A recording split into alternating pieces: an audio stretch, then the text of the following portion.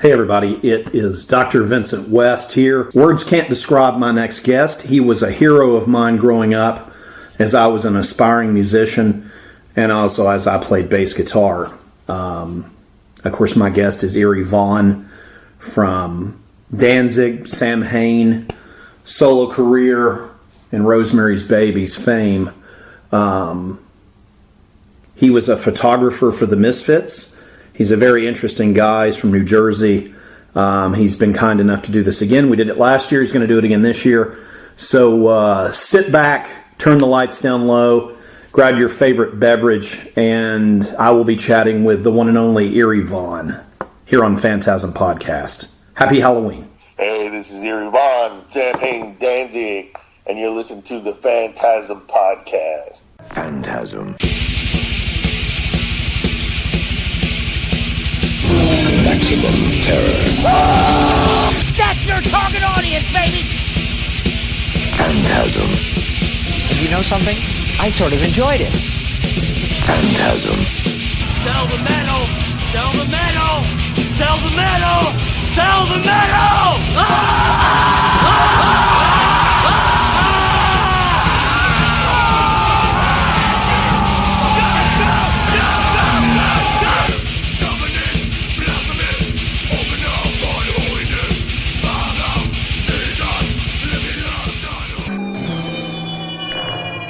Phantasm. Well, we'll start out with this because this is something I've always wanted to ask you about. Let's start with your. We'll jump right in. Okay, so Danzig 4 and so your first solo album. Let's talk about that. How did that happen? Let's see. Left the band in like 95, right? Sometime in like the summer, so I'm trying to get a timeline. That would have been John wanted July 4th, Independence Day. That was that was going to be the official thing. So let's see. I'm thinking, when did that first record come out? Like it was 96. Yeah. So it wasn't that long. So yeah, I was just. It was one of those things like, you do what you do, and was writing more songs and stuff. It was just like, I feel like making a record. Sure. And then I was like, what should I do? I can't just, I'm not ready to do a full-on, play everything, sing, do the whole deal. Didn't know what I was going to sound like, Right. I was like, well, what do I like that I could probably do? I'm like, soundtrack stuff. I like soundtrack stuff. It's awesome. So then I came up with a concept of like, okay, well, each song will be like a little mini movie, and instead of having a video for it, you just think, and we'll give you little jolts, like little sound effects and things, and you just think of a little video or movie in your mind, right? And I thought that'd be great because everybody will instantly see different things, And so there was a friend of mine, excuse me, worked in the studio that I was working at, working on songs and stuff. And he's really good and wouldn't play with anybody. He'd show up and like lay down a track for you or whatever, but he didn't want to be in bands and stuff. Sure. And I knew he was super good, and I said, I got this idea. I want to go in the studio and cut this kind of record, And I said, I think I can get a deal. Maybe we get some money out of it, And I said, you come in, do whatever you want. You got carte blanche, So he was like, yeah, that sounds like a great idea. So we just went in, and I had some concepts, and he had some things in the back of his mind, and I laid down this stuff, and then he said this, and it was just fun. We did like 3 sessions, and it came out pretty good, I love it. I love that record. Now, so it went pretty quick then, the recording of it. Well, it had to be, had to be on a budget, Sure. Money. So we used to do just like we did with Sam Hain. We did like blocks, like 3 or 4 hours at a time. Uh-huh. And usually it was this kind of studios that you could afford. They were all in somebody's basement, somebody's garage. And you had to work around their schedule, too. So it was one of those deals. You can record whenever you could get in there. Sure. And so it was just like, okay, I got 3 hours booked. Probably cost like $150 or something. I don't know. And you had to buy roll of tape and shit and stuff. And so the guy, my friend Mike goes, well, what are we going to do? I said, no, we're just going to show up, and then we're going to make some make some songs. Sure. We're going to just do what we do. And so at the end of the 3 or 4 hours, we had like 3 basic tracks, and he was just like, I can't believe that just happened, It's like, that's the way he talked. And then it just was like 2 more, and then mixing it was a little bit more. I was like, I never really mixed a record. Like, I've done little things, but not like a whole, where like some stuff had to be orchestrated, sort of, And so it came out pretty good. I'm pretty proud of that stuff being my first thing. It's the way the stuff flows and how you can hear things. And it's cool as shit. Yeah, it was good. And I knew Lyle from Minor Threat was working at Caroline, I think. Right. And that's where I met Tom. And he was going to do the. He was soon to work on the box set. That's where that all started. Really. And, yeah, so they offered me a deal. You put out 1 record, give you an advance, and if it sells, great. If it doesn't, you got an advance, So, and I split the money with Mike, and he was thrilled. It was great. I loved it, man. I remember getting it and just being like, "This is so cool," because I really liked. And this is something we didn't talk about last time, and I don't know. I wanted to actually ask you about it too, the Black Aria thing. Like, I remember buying that thinking that was the coolest goddamn thing in the world because it had your all's intro music when I would see you on like Danzig 2 and 3, like y'all would come out to that damn first track. Yeah, I think people kept telling Glenn, where can I get that? Like, I really like that was might have been, I'm not sure. He didn't really talk about it. Could have been like the germ of an idea of like, well, maybe people seem to like it. Maybe I should do a record like that. Right. That makes total sense. Because it was just something he went and did and didn't make a big deal about it. Didn't even tell me, I don't think. Oh, shit. But I mean, he might have. But usually, there was always somebody around. Like I was usually in on it, like everything. So I don't remember what particular period it was, but yeah, we always liked soundtracks. That was another thing we had in common, and would like find soundtracks and give them to each other if we were looking for them and things like that. Sure. But that stuff, I haven't heard that in forever, but I remember the intro stuff, and it was what he liked, like the Conan the Barbarian kind of stuff. Oh, yeah, man. I mean, yeah, I know. It was just like, it's so funny, but it's just like, that's his style, It gave me chills, though. Y'all would come out to that. I fucking loved it because the skull was glowing like bluish, almost like a bluish purple, if I remember, like this white light, like the bluish purple, and dun dun dun dun dun. And I fucking dude. I was like screaming Danzig. Like it was a showbiz for us back then. Oh man, it was intense. It's silly now when what stuff you. No, not to me, man. Maybe I'm just cheesy, but I loved it. I still like it. Gives me chills. Like I remember y'all coming out to. I was like, God damn, this is awesome. Yeah, no, it was totally cool. That's why we did stuff like that, because we liked it. So no connection then as far as Black Aria, and then you doing basically an instrumental record then after leaving the band. No, but I probably said it. People liked Glenn's record. That was probably in there somewhere. I don't recall, but yeah, I was just like, yeah, why not? Sure. I think it was more something I already liked. Yeah, that must have been. Yeah, I could have been, but I didn't sit down and go, "Hey, I'll just make a record like." No, I didn't mean. I didn't think that. I just meant. No, but I haven't thought about it probably forever, or if ever. But yeah, it was mainly just to get my toe back in the water, Sure. And just also if I could make some money, which would be great, Absolutely. Get back in the studio and sort of, just get some shit out of your head too. It's also good to do that and figure out where you're going to go, because each record should be like a step along the way. Sure. Until you get to where you want to be, And so, yeah, it definitely helped that way, you know. I probably should have done another record with Mike, but I think I moved shortly after that. So we never did another one, but yeah, people like it, and they always put it on for Halloween, so, you know, it's great. Dude, yeah, it's great. So when you left Danzig, and, you know, even maybe during or before you made this record, were you ever approached to play bass for, like, another band, like another, like, successful, like, maybe not even metal, but just like a punk or a rock band? Like, were you ever approached, you know, by anybody?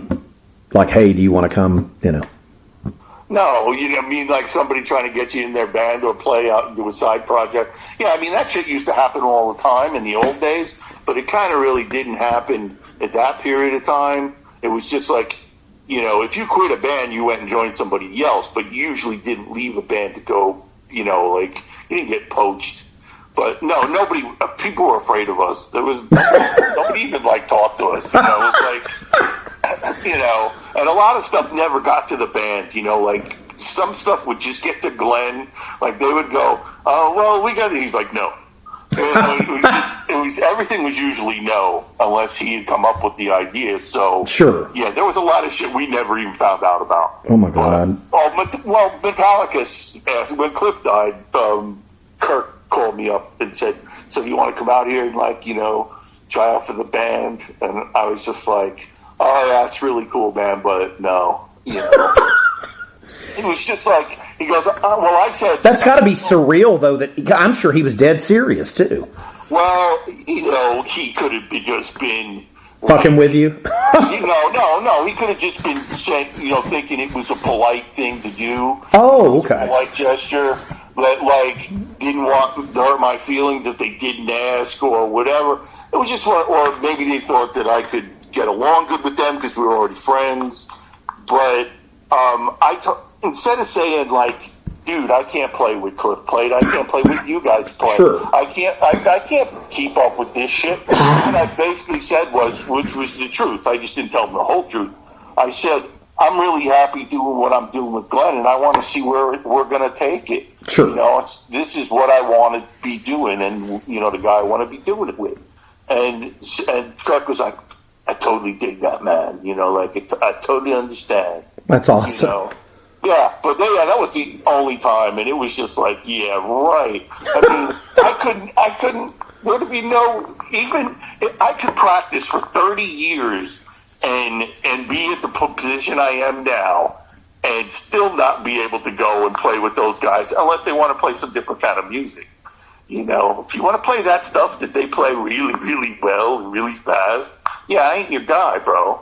You know? It's got to be flattering, though, as big as that band has become. I mean, and I'm sure, I've read, I mean, you were probably friends with him, I'll just ask you, but I'm sure Cliff was a big fan, so. Yeah, but we didn't get to see Cliff that much, you know, because those guys toured all the time. Sure. So the first time we met everybody, he was there, but I don't have hardly any recollections. I recall mostly Kirk because he was the one I spent the most time with because right after the show, like, the cops busted the club or something. Oh, shit. And, yeah, so everybody was running, and Kirk had asked me if he could get some of the records, you know. He's like, I think we had, like, Unholy Passion was out, and he didn't have that. So when the shit hit the fan, I just grabbed him and threw him in the back of the van and closed the doors. Right. So we just hung out in there, and I think, you know, he bought, like, the record and maybe a T-shirt or something. I don't know. But I think James got arrested, and, you know, maybe Cliff and James got arrested. But next time we saw them, they were already, like, starting to open. Like, I think it was just one of those, when they were open for Ozzy. Oh, okay. Like, and it would have been the Indianapolis show because we had played Bloomington, like, the night before. And it was just like a thing. Somebody said something, or we found out. We said, hey, Metallica's playing in Indianapolis tonight. You know, we should go. That's awesome. So we just did, you know. But, yeah, we hung out and talked then. And we talked about, like, you know, what bass he was using. And I said, oh, I have one of those. And talked about that, just bullshit. But we didn't get to hang You know, like Sure. not like I did with those guys later, where it was like all night drinking, going, just causing trouble, doing shit, you know, and just having fun, you know. So I didn't get to really pick Cliff's brain, which would have been a lot of fun, you know. So this would have been Definitely seems like the kind of guy I probably would have been friends with. Oh yeah, absolutely. That's why I just assumed you guys were. Because you know, I know he's a big Misfits fan. I'm sure he's a big Sam Hain fan as well. Oh yeah, well he was the guy that said, "Hey, we should go see that band." It was the guy who was in the Misfits, you know. He definitely got the rest of them to go down there, so it was awesome. all his fault that we all got to be friends, and then all the other stuff that happened, you know, later on, you know. Sure. But yeah, I always thought that was cool, you know, and I loved this playing, you know, this. And when I first heard it, I was like, wow, this guy's a monster. Yeah. And watching him play, and the fact that he could headbang like that, like constantly while he was playing this, like really intricate, cool shit, you know, and like, you know, metal is, especially at that time, really, really complicated. And just like all these parts and stuff, sure. But he made it have like a groove, like a roll, you know, rather than it's very regimented and, you know, everything's very strict and has to be this time and then that time and this time and this thing and that rip. And he put in stuff that made it have more of a groove. So I totally dug that, you know. Yeah, it's amazing. Yeah. So I didn't get to ask you about this last time we touched on it. Kind of go even further back here. What got you into photography? Let me think. I think it could have been. It's harder to remember, so I tell the story differently every time. I do remember having those little Instamatic cameras. We used to get them for Christmas. They'd come in a little gift box, and it would flip up, and it'd be a Kodak Instamatic camera. You know, they have the cartridge film. And absolutely. They're like 110 or, you know, maybe a little. I think we had the bigger size, the next size up, which was, I can't remember the size, but they were tiny negatives. And I used to take pictures. I collected G.I. Joes and other toys and stuff from even back then. Yep. So I used to put them in, like, situations and try to, like... Nice. Yeah, try to creatively, like, shoot them as if this was really happening and, you know, go in the woods and pose things and make, you know, little scenes. But, yeah, I just always, I don't know, for some reason just wanted to see if I could see what I saw in my eye, you know? Right. And then my dad got a camera when I was, like, 8 years old. My grandmother came back from Japan with a Nikon, which was, like... $300 in the States, but right. 100, 150 in Japan. So she brought it back for him as a present. And he got into it and started going to a camera shop and buying lenses. And the guy who sold him the lenses knew what he was talking about. So he, you know, gave him some pointers and shit. And he would tell me what he knew. And it was just like one of those deals that when he wanted to take pictures, he'd take pictures and then he'd give me the camera and let me mess around or whatever. And it just sort of kept escalating until, like, hey, we're going to the Grand Canyon. He just gave me the camera and let me shoot the whole vacation, you know. That's awesome. And, yeah, because, well, shit, you can't get a bad picture at the Grand Canyon. So, you know. It's a good place to start. Yeah, you could be a blind man and still get a hell of a fucking roll at the Grand Canyon. It's amazing. But, yeah, and then when I got to be in like 7th, 8th grade, we had a photography. In the 7th grade, there was a photography class, and it was a dark room. Oh, cool. And then in like, I think it might have been 8th grade, a friend of mine had a dark room in his house, like in his basement. Nice. And he was shooting, and he was using a camera, you know, at the time I was like, I didn't really like, but he was the only one that had one. It was more like an advanced sort of professional type camera. And so, of course, we start talking, and then he's like, I got a darkroom. Before you know it, he's showing me how to develop, you know, prints and things. And then you get to high school, and you learn the whole thing. You learn how to develop your own film and printing, and then have, you know, all that shit. So it just kind of just kept going on from, you know, from just a general interest. And just kept going and going and going. You know? That's awesome. Now, did your dad stick with it too? Yeah, I think he always took pictures, but not, just to document stuff and, the usual barbecues and things like that. But, That's still cool, though. His thing was always, like when he got the camera, and this was, the mid to early 70s, whatever, it was like we'd all, put on like a Sunday, go to meeting clothes or go to church clothes, and he put us up against the wall, put a light on, and try to take little portraits of us. And stuff like that. That kind of shit. And we still have a lot of that stuff. It's pretty funny. That's awesome. Look at Mom's hair. That's great. And then, so who approached you, or did you approach the Misfits about starting to take photos for them? No, I was shooting all the stuff in high school, and I had a camera with me a lot in between, and I would take pictures of the kids. We always needed that stuff. Sure. If the guy who was putting together the yearbook didn't say, hey, just go shoot some candids, just take however long you want. Right. I need this, I need that, I need this. Or you would go shoot the clubs. But I always had a camera around. And Doyle and I were in art class together. And so I was always printing or developing something. And he did some too. I think you had a few assignments. We had to do certain stuff because there's pictures of me taking a picture of him. And we hang out and do stuff. Oh, and just one, he must have mentioned it to Glenn, or he just, he just asked me. He said, "Why don't you take pictures of the Misfits?" I was like, "Sure, whatever."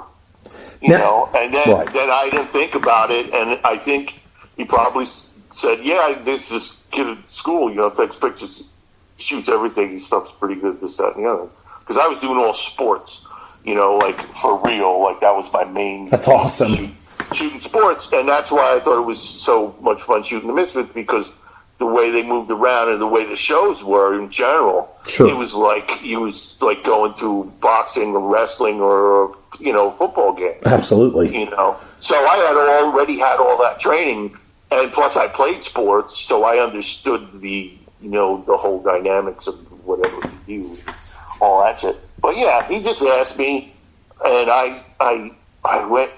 We did the cave, and then they had a show booked, soon after, and then it was just like, oh, we're going out of town, you want to do this one? I'm like, yeah, So I did a couple of things here and there. I didn't shoot them that much, but I got a lot of good stuff, Were you getting other bands? Well, first of all, had you shot bands before them, and were you getting other bands going, "Hey, we heard you shot the Misfits, can you shoot us?"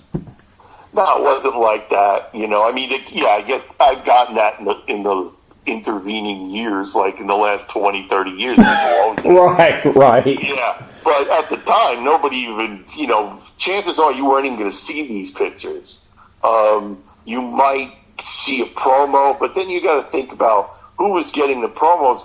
On the Fiend Club, there was 1,000 people at the max, right, in the Fiend Club, and so they might get them. That's 1,000 people. Nobody knows what's going on. They didn't put them in the records. They didn't have like a promo record company promo pack or something that sure. would go all around.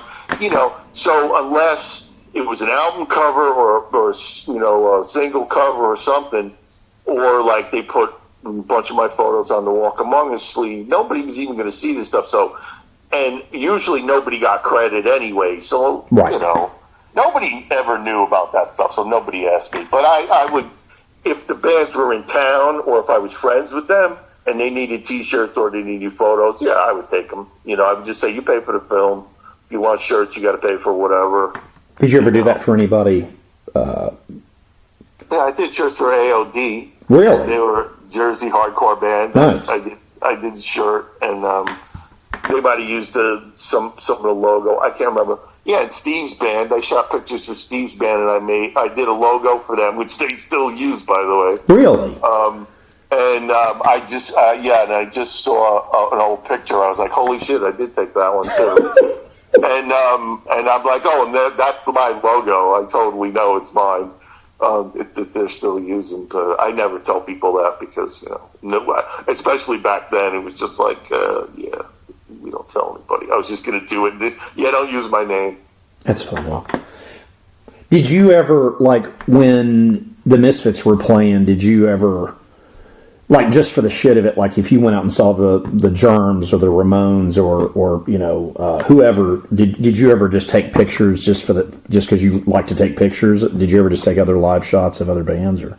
Well, usually the big problem was I didn't have my own camera. It was always my dad's camera, And the fucking thing was, it was a Nikon, and it was expensive, and I was afraid to lose it, have it get damaged. Of course. I mean, I couldn't afford to get a new one. Plus, it just wasn't a thing. When I went to see bands, I usually went to stage dive and be in the pit, or just hang out in the back and watch. So now I almost never shot anybody unless I was already shooting the Misfits, and I might shoot the opening bands or something. But at a certain point, much later, I did go to a couple of clubs just because I wanted to shoot a particular band, or I wanted to get some pictures and maybe make a T-shirt. Really? I could give them, or that I could just wear because they didn't have any T-shirts. That's cool. So yeah, I did that. I think I shot. Oh yeah, I shot Overkill once because I was friends with the guitar player. So I've got some shots of. I love them. The old guitar player, Bobby Gus. Yeah, that's awesome. And I still talk to Bobby. And he's still playing, as far as I know. He's out somewhere. It's amazing. Somewhere. But yeah, I shot some bands here and there, but not a lot back at during the Misfit time, That's cool that you did that, though. I mean, it's just... I would have done more but by that time I was getting kind of,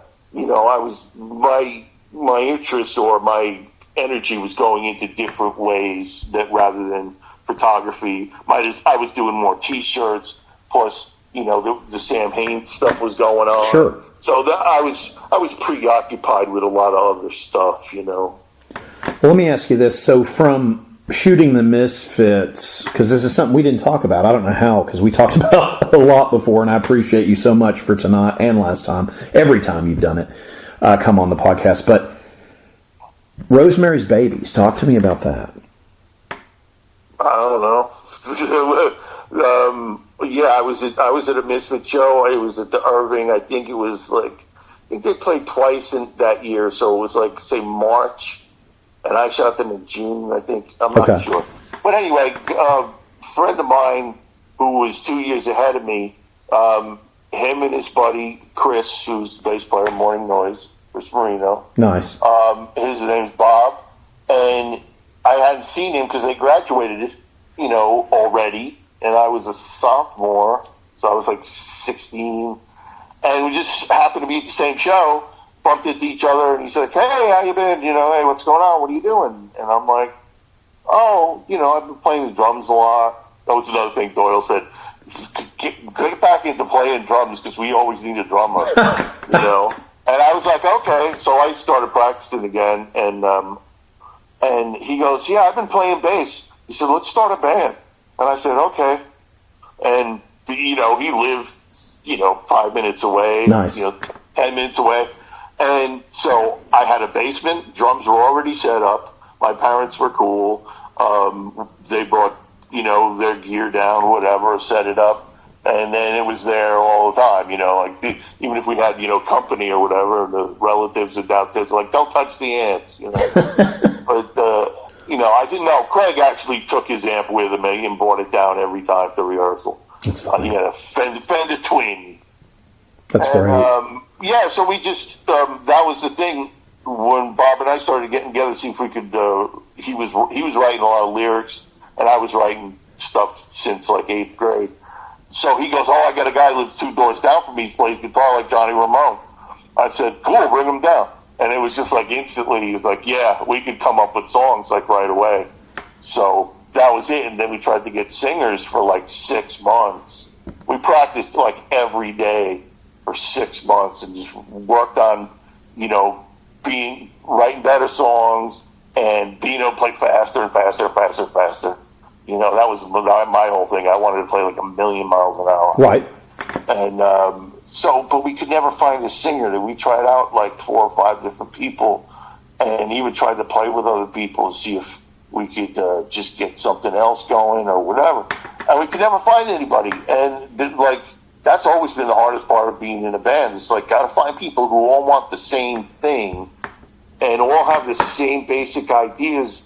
You know, it's just like when you pick friends, you know, like you go hang out with 100 people and you wind up being friends with like 2 of them, you know, then you start a band with those guys. You know? So we couldn't find anybody, but I did have two really good friends, and one of them was a natural frontman. I just harangued him until he just said okay, and he came down to like a couple of rehearsals, and we got him into the studio and said, okay, read this shit, try to fit this stuff in, and we came up with like 20 tracks or whatever, and put out like a 7-inch, and then like 25 years later put the rest of them on CD, you know. So it was great, it was fun, you know. It was, all the cool shit was happening, you know. Minor Threat was still playing, but they were almost done, and you know, those guys had, you know, the earliest records, and I was getting into the hardcore thing because I was into the Misfits and more of a punk rock type thing. But I started to get into the Necros because they were friends with the Misfits, and they would Doyle made me a tape of their stuff, and then I got some of their records, like the first one, I think.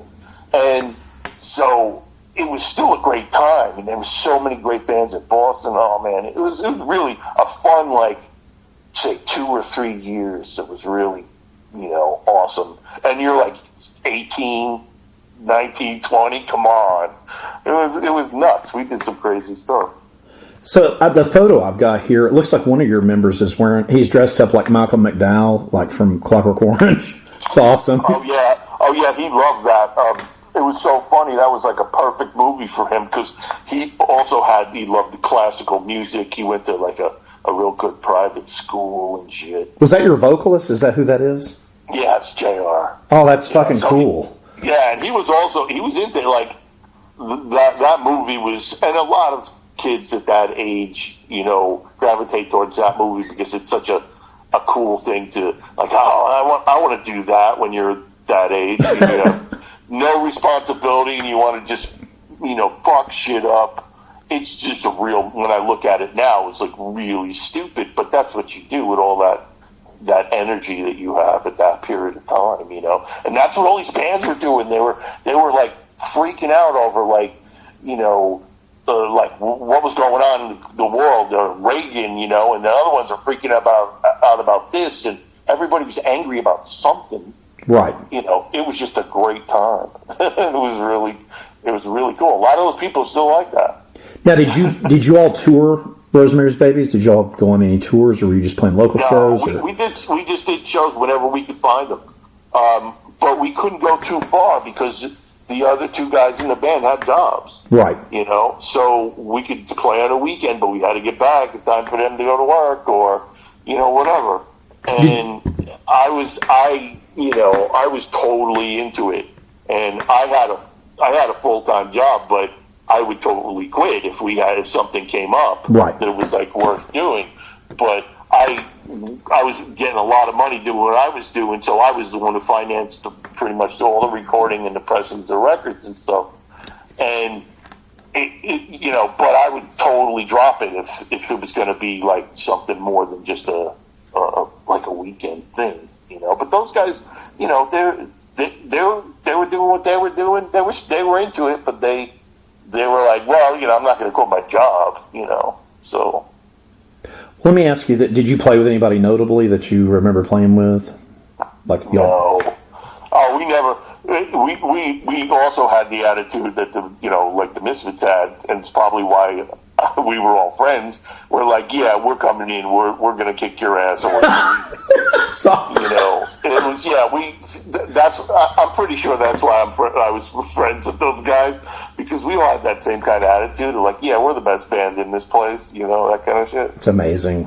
Yeah. Oh, the Misfits always thought they were the best band on the planet. You know. And it was like, yeah, okay, you know. And so we had that attitude too. But that's also from being from Rhode Island, being from, the East Coast and all that shit. Everybody has big attitude, Sure, of course. Now, did you, while you were doing Rosemary's Babies, were you still doing the shirt thing for some other bands, or? No, I always did shirts from like high school on, just for me and for like my friends. Nice. I never wanted to make shirts for bands because, first of all, they could never pay you. Well, that's true. Yeah. Yeah, it was always a losing proposition, and I was like, yeah, I'll do it as a favor. You pay for everything, and I'll print them. But trying to get people to buy stuff or give you money, it was ridiculous. So if I wanted a T-shirt of Bullwinkle and I couldn't get one, I would just make one. So I kept doing. That's awesome. I make Sam Haines shirts. I made the first Danzig shirt. I did just whatever I wanted. Then I just was like, oh, the guys in Metallica would like these. I just send them to them. That's awesome.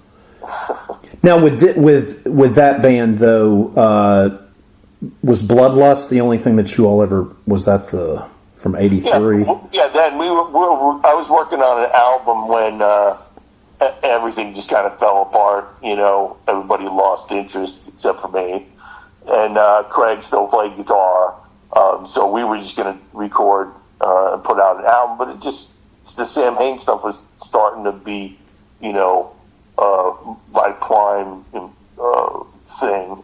So I just kind of gave it up. But yeah, we put out the rest of the tracks on a CD, 25 years later.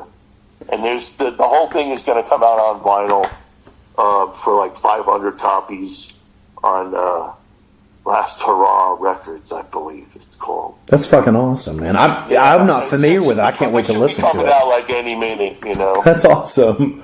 It's so cool because I was thumbing around stuff to talk with you about, and that's something we didn't get to before, so I wanted to ask you about it. I just thought that was really interesting. I laid out the sleeve and all the stuff, and it really looks nice from what I've seen. I haven't seen it in a hard copy or anything, but I still don't know what they're going to do when it comes to vinyl, but I told them I didn't want any colored vinyl because it's become such a joke. Sure. Like everybody, 10 versions of this record, so they'll buy 10 copies. Come on. Why don't you just put out a good record, then they'll just buy one copy, So it's like I didn't want any collector's items. I was just like, yeah, okay, it's going to be limited edition black vinyl. I was going to put a sticker on it that says colored vinyl, black. And they'll. So I'm hoping that's what's gonna be, but who knows? And so yeah, and it's got the whole it's got 25 songs on it, 12 on each side, I think, something like that. But the Bloodlust thing, how many tracks were on that? It was 10. It was 5 on each side. Oh, nice. That's cool, man. It's on a 7-inch. I forget what it is. It's on an album. It's 20 minutes a side, so that's 40 minutes that you can fill up if you have it. So a 7-inch is probably 8 minutes a side, something like that. Right. Yeah, I would think. So yeah, we had songs that were like a minute long, minute and a half. Hardcore songs. So we had songs like 10 seconds long. That's fucking cool. So it's like, hey, I said everything I wanted to say in 10 seconds. So move on to the next one. That's just the way it is. It's like the Ramones. It's just like, yeah. Or even before that, the Everly Brothers.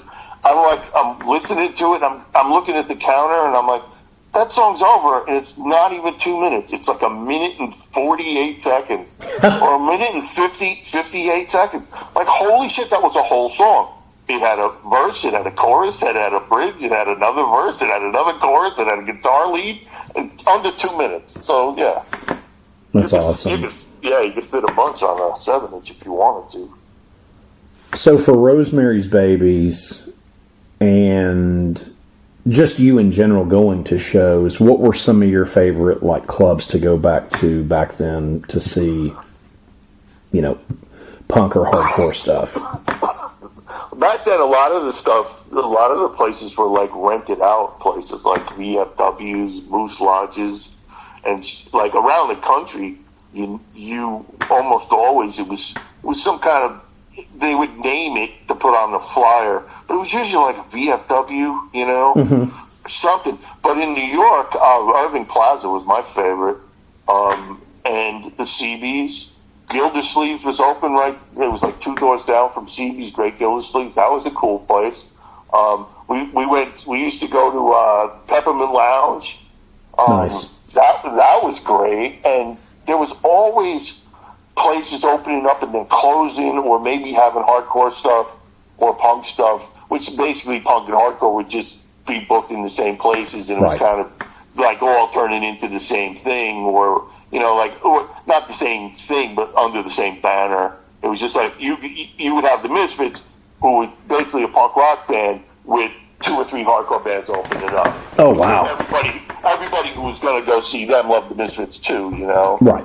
And, so, I'm trying to think. And there was like serious hardcore clubs like A7 was just like a basement filled with kids in a band.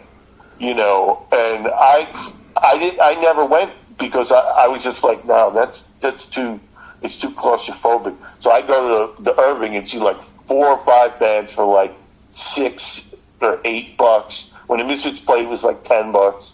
They're like, ooh, the Misfits, it's $10. People would complain because it's like really you just saw 4 bands and the Misfits, or 3 bands and the Misfits for $10, and you're gonna complain. Yeah, it was ridiculous. People were bitching even then. That's crazy. Yeah, but the Irving was great because it was a total fire trap. It had like 1 entrance, 1 exit, and co-ed bathrooms. That was fun when you were like 15. It's like, holy shit, what was this? And just tons of really mohawks and spikes and just all kinds of goth chicks and all kinds of stuff. Oh man, it was a great scene, It's awesome.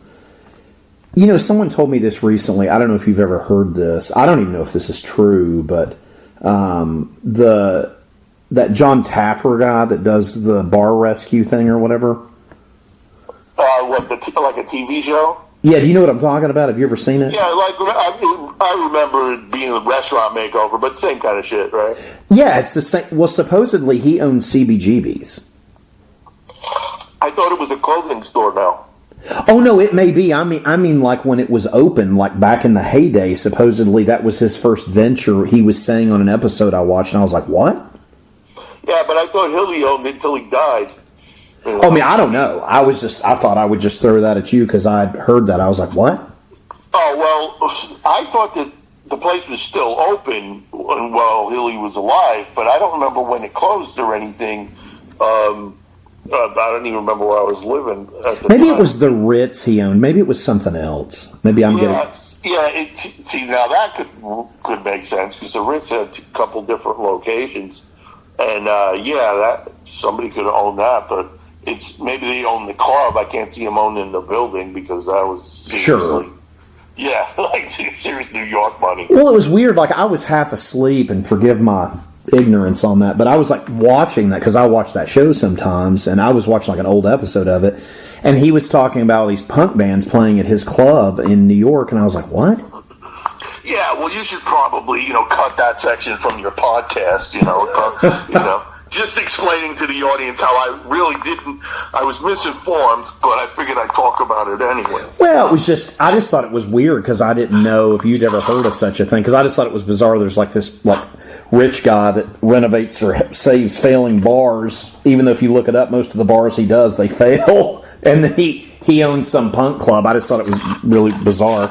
I watched one of those shows when the whole reality thing was first becoming a big deal. Sure. And one of the restaurants was in a town that my mother and father lived in. And she said, yeah, they're doing restaurant makeovers down at some Italian joint or whatever, And I was just like, oh, yeah, because I'd seen the show. But, yeah, that stuff was funny for about a minute. Yeah, I can't believe a lot of that shit. Some of that shit is in like its 15th or 20th season. Some of those reality shit's fucking crazy. Oh, yeah, that stuff doesn't exist on my planet, No, not here either. Normally. Yeah. The bar thing, I just It's funny to watch them flip out. I watch what I want to watch when I want to watch it, and the rest of the world, like when it comes to like TV shows, I'm still catching up on stuff I didn't see 10 years ago that's good. Fucking A. Yeah, so I don't need to watch any of what's currently happening. Yeah, I like living in a bubble. Yeah, I hear you. I'm the same planet bubble there. But yeah, I just thought it was weird because like I said, I was half asleep. I have like really bad nightmares, and I remember him saying something. I was just like, what? I just thought it was bizarre. But this sounds like a nightmare. But, yeah.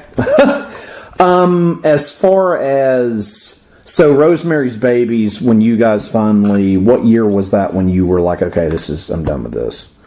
Well, when Sam Hain was really taking up most of my time, plus we were rehearsing in my basement, so I didn't really have any time to, I was working full-time, so were the other guys, let's see, so we started in 82, so it probably was like 84, first Sam Hain show was March. Yeah, I remember starting to kind of grow my, I starting to shave my head and let it grow back in that pointy thing. And I have pictures of rehearsing Rosemary's Babies, so overlapped. But when Sam Hain was just like going to record and things like that, I think I just stopped doing Rosemary's Babies. Right. Now, do you have a favorite between Intinium or November Coming Fire? Well, I like all of it. I wish the first record could have been recorded better. We recorded at the studio in Lodi that was cheap and easy to get to. It was in the same town. And it just wasn't, none of us knew enough to say, hey, that snare sound isn't good, or we should change this, or we want it to sound like this. It was kind of like we're trying to just make the best sounding record we could at the time, and for what we, our knowledge of trying to make records. Right. But the songs are good on the first record, but I like November Come Fire because it sounds better. And it sounds more like we're really in the groove, the band was really, everything had been ironed out by the third record, and like the whole Unholy Passion record was just like this weird period that Glenn was writing all these like angry weirdo songs, and he just wanted to get that out of his head, I think, and just that whole like him freaking out, turning into a wolf kind of thing, it's just like he wanted to get that out and didn't want a whole album of that, just had to get this stuff out. And then we moved on to the November, which was like more commercial, if you can believe that's what we thought it was. It was more commercial. Like when the Ramones thought Road to Ruin was going to sell records, it was radio friendly. It's like, no, it's not. Are you crazy? You actually think these people are going to play your record? I mean, that's what we were thinking back then. It was so weird, But yeah, so the first record was so much different than the Misfits. Like even like the Misfits' best stuff, and then like Earth AD was just like incredibly different. But like then we do Initium, and it's just like I don't know. It seemed kind of calm or just. Totally, let's like get more accessible. I thought, I've said it wrong all these years. Initium, so I say it Initium. Oh, I didn't even hear how you said it. I said it. Yeah, Initium. That's what Glenn told me was. Oh no, that's amazing. I never knew that till right now. So all these years I've said it and butchered it with my Florida accent. But whatever. Yeah. So. I like all this stuff. I mean, Unholy Passion. The only thing I don't like is the cover because it's just stupid. But the music was really good, and Glenn and I tried to mix it, and we were sitting there for like hours, doing the faders and the EQs and doing all this stuff, and we thought we mixed this incredible record. We both got cassettes to take home and listen, and we thought this is going to be great. Get home, listen to it, sounds horrible. It's just everything was so heavy Like we wanted, it's got to be heavier, it's got to be this, because this is the mood of this period of time. And Glenn said, "Yeah, it's awful," and we thought it was great. And because it's got to sound good in the car or on like a smallest, stereo you got. Right. Because in the studio, sure, it sounds great, but nobody has that. If it sounds good in the car, then you got it. But at the time, we didn't know how to mix records, so we were like, "Yeah, let's have the engineer set up a basic EQ, and then we'll just ride the faders, and stuff like that." And then it came out okay, but it was still really underground. A lot of birthday party influence and, whole gothy, alien sex fiend, all that kind of shit. It was all in, that kind of mood. But then, of course, November Coming Fire comes out, and it's like, hey, this is way different. So with Initium, what's some of your favorite tracks on this album? Oh, I like almost all of it. So I'm trying to remember what time. Oh, yeah, Archangel's my least favorite. Okay. It's just, it doesn't do anything. But I like all of it. I'm trying. All Murder, Guts, All Fun is awesome. He Will Not Be Named, Black Dream. I mean, they were all good. The Howl is cool. Yeah, it was I remember I had people trying to buy that shirt off me when I showed up at school one time. They had no idea what it was, And what kind of offers did you get? I would have sold it and got another one. Oh, at the time, I had bought it out of like a I think like a metal magazine or something, or a skateboard magazine. Yeah, I sure did. You sold back then. It was like wait 6 to 8 weeks for delivery. Yep. Yeah. Oh shit! I hated that when I was a kid. It's like, I got 50 cents. You put 50 cents in a mail in a fucking envelope, and then you forgot. And by the time this thing showed up, it was like you'd either outgrown whatever it was. I was like, shit. Now people they send me money for a book. They send me an email the next day. Did you send my book out? You're like, I'm like, no, sorry. Right now we're having a staff picnic, and everybody's busy. We're in a Zoom meeting. Oh Lord. Yeah, I'm like, holy shit. I tell people, they get on Facebook with me, and we're having conversation or whatever, and I'm like, yeah, okay, and then I just go off and do something else, and then they're like, how come you stop talking to me? I'm like, I don't know. I'm like, I wasn't over there. I don't have a smartphone, and I'm like, ding, and going, oh, what is that life-changing message somebody's sending me?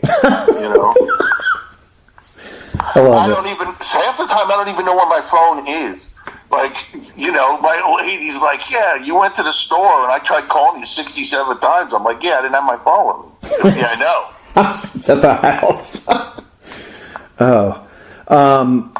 So November Coming Fire, what's some of your favorite stuff on that one? I don't hardly know what's on there. Birthright?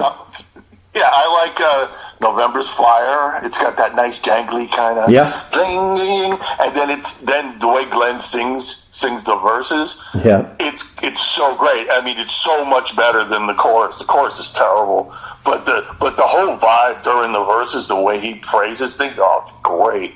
And Human Pony Girl is great, but it was a real pain in the ass to record. I think most of it I like. I just don't remember. Kiss of Steel was one I always liked. Yeah, that was good. I just thought it was a little. I don't know. It was too. It just seemed like it wasn't right for us at that particular time. I can see that. We were, as far as I was concerned, we were really expanding, and songs. Just those songs were so different. Nobody was doing shit like that, and then Kiss of Steel just seemed too straight up, punk rock. Yeah.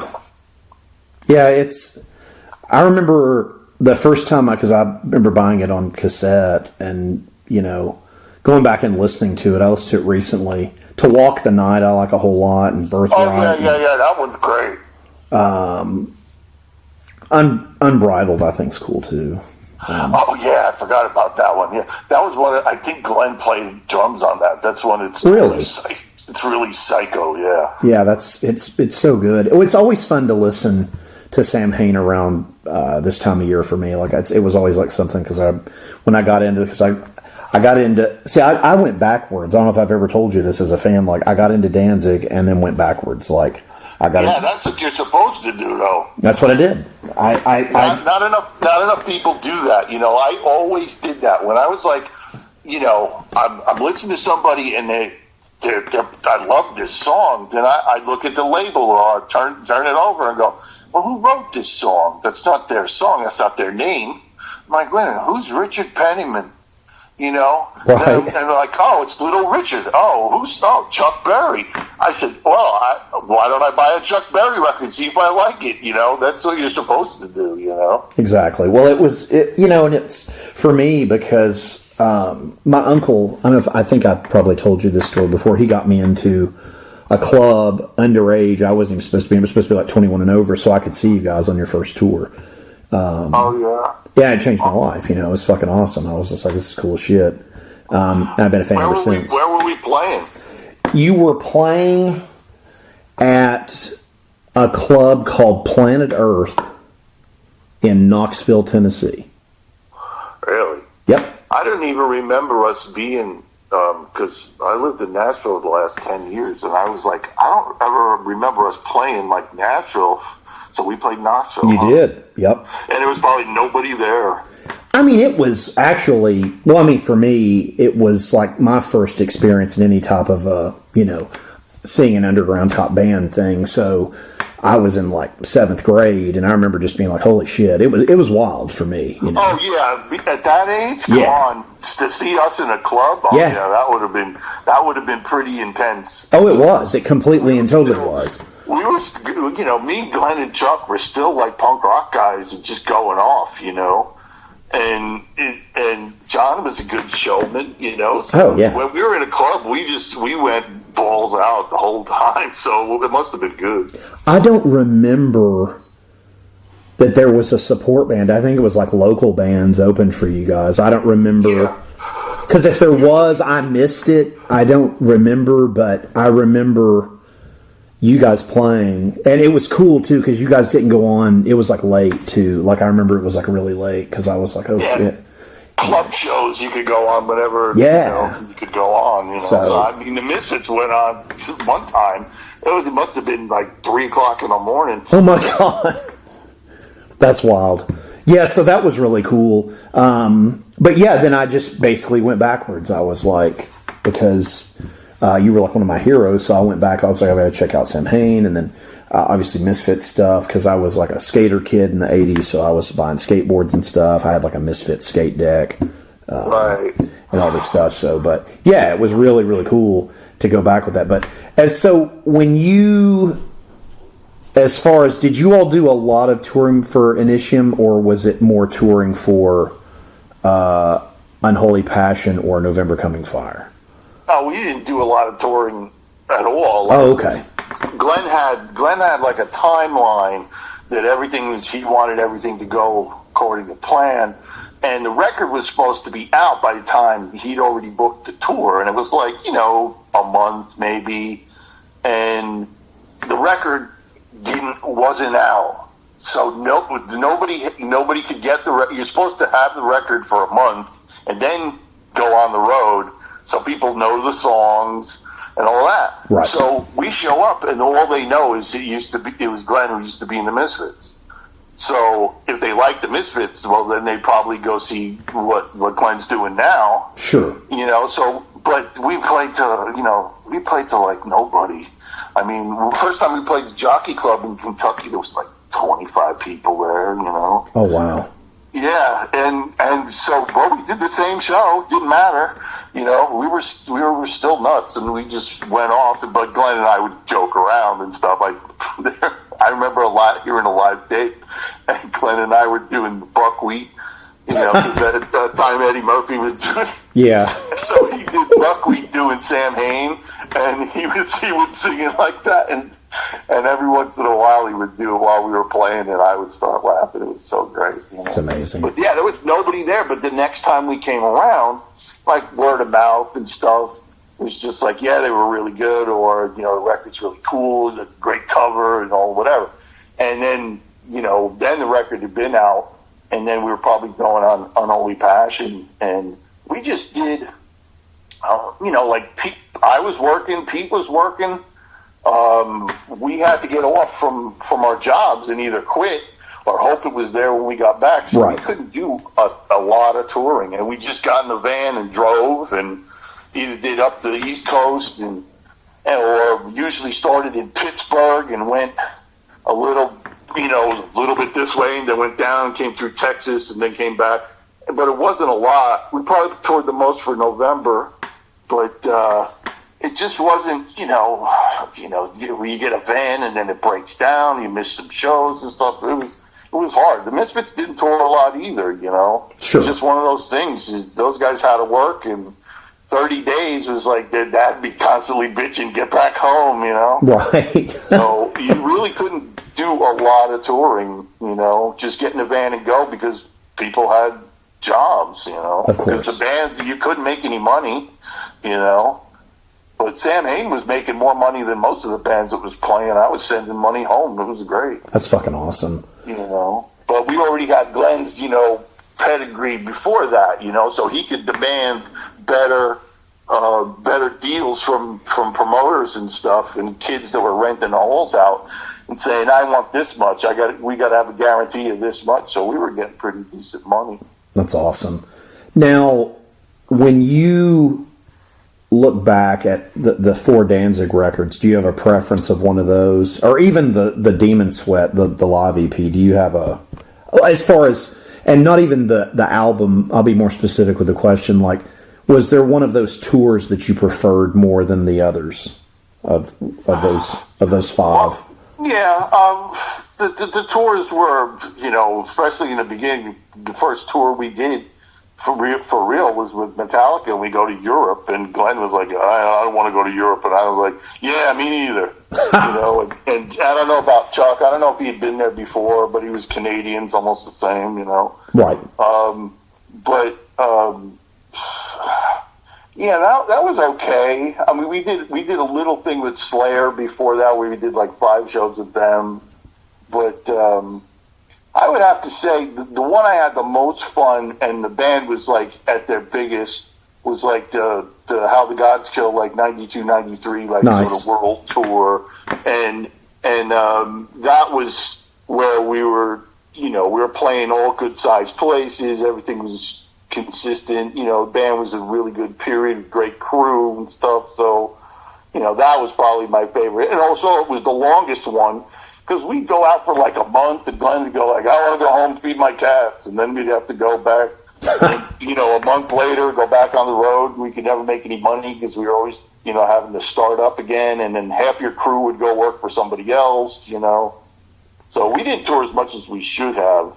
But that record was huge, man. I remember I was working at a record store back then, and I remember, and then all the Giger or Geiger, however you say his name, on the artwork. Giger. Yeah, oh man, that's fucking awesome. I always loved that because I was a big Alien fan. So well, that record got good reviews from Rolling Stone, which was weird. We got 4 stars out of 5 or something. Oh wow! And it got to like number 22 or something like that. So I was like, "Fuck, top 40."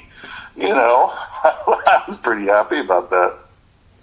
I love my only thing that I wanted for that album. I loved the 2 video cassettes for the first 2 albums. Yeah, well, we were working on. Those were the coolest fucking things in the world.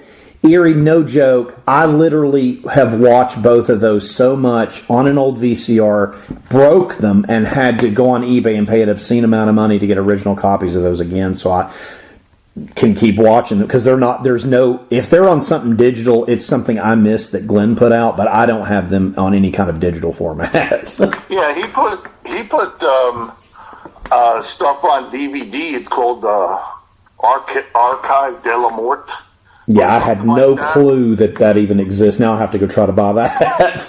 Yeah, that came out, and I don't know what's on it, but I'm assuming it was like the videos, but I don't think there'd be the extra stuff. That's what I liked. I love seeing you all hanging out. I thought that was so fucking cool.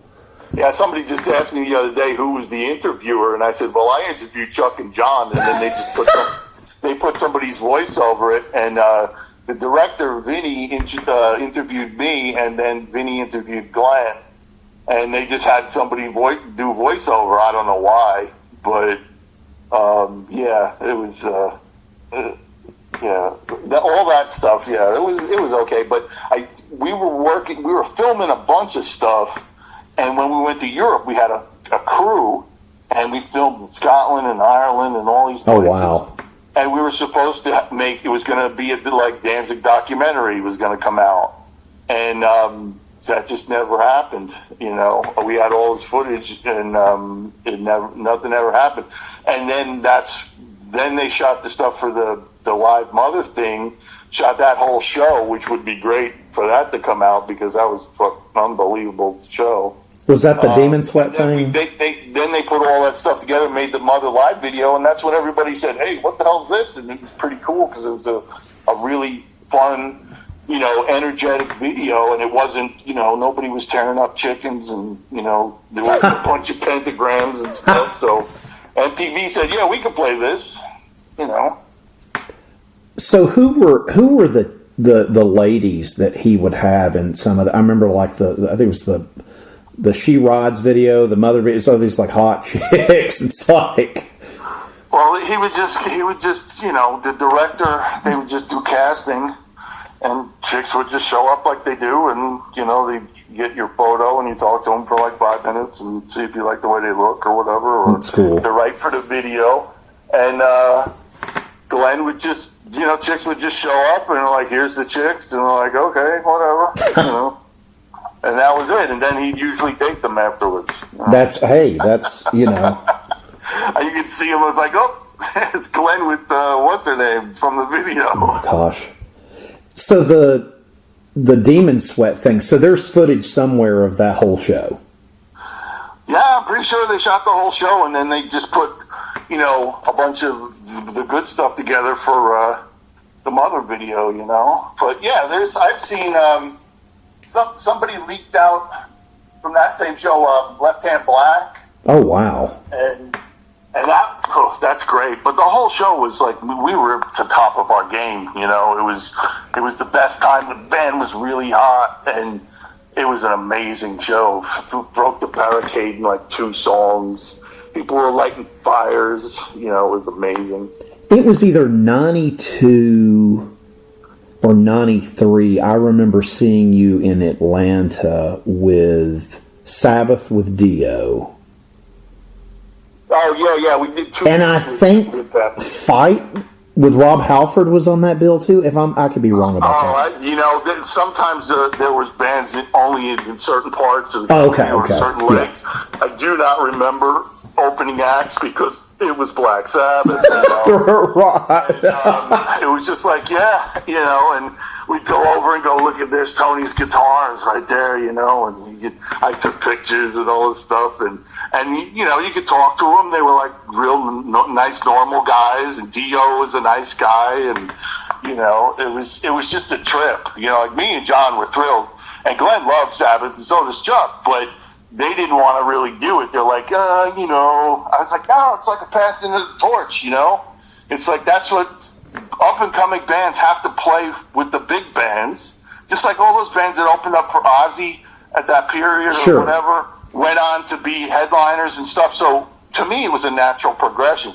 So, yeah, but it was only 2 weeks, and we did some outdoor shows and a couple of things, and that was cool. No pressure. You go on, and of course, you try to blow the headliner away. Of course.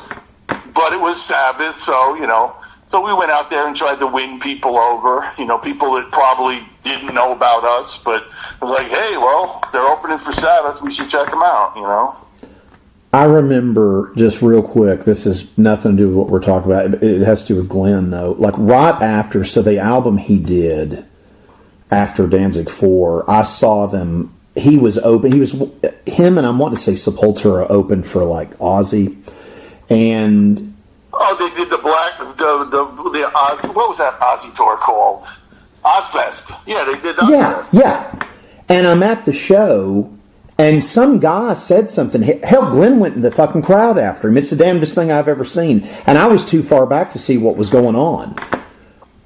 Yeah, but that's because Glenn's a punk rock guy. No, dude, it was the coolest thing in the world. It's why I love him. I about shit, because I was like, my friend was like, I think he just went in the crowd after that guy. Because they're just up there just playing like a song. I don't even remember what song it was.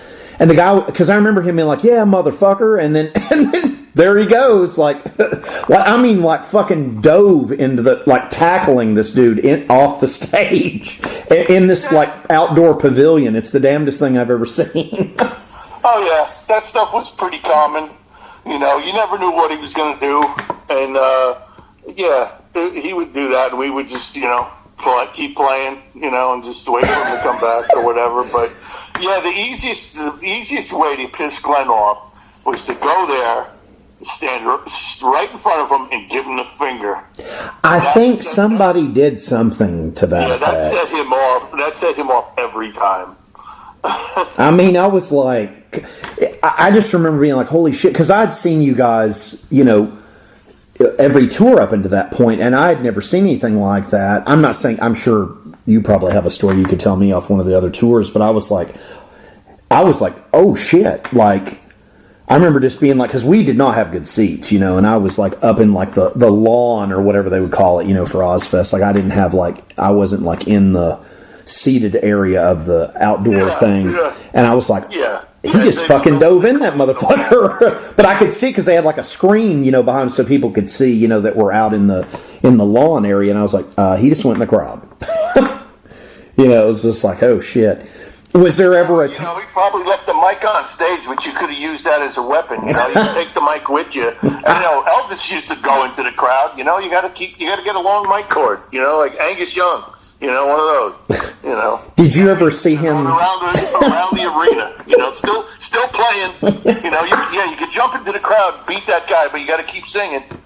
Did you ever see him do anything like that with Danzig or Sam Hain? No, or even Misfits? Did you ever see him? No, there was just like any band. If some shit hit the fan during the show, happened with the Misfits too. It was just like the whole band would just jump into the crowd. If somebody was beating on like one of their friends or somebody they knew or whatever, totally stop the show. Fucking jump in the crowd. Oh wow! It just happened, and especially if it's like, say, one of your crew guys gets in with it on, with somebody in the crowd, and because they were mostly, there was no security at most of the shows back in those days.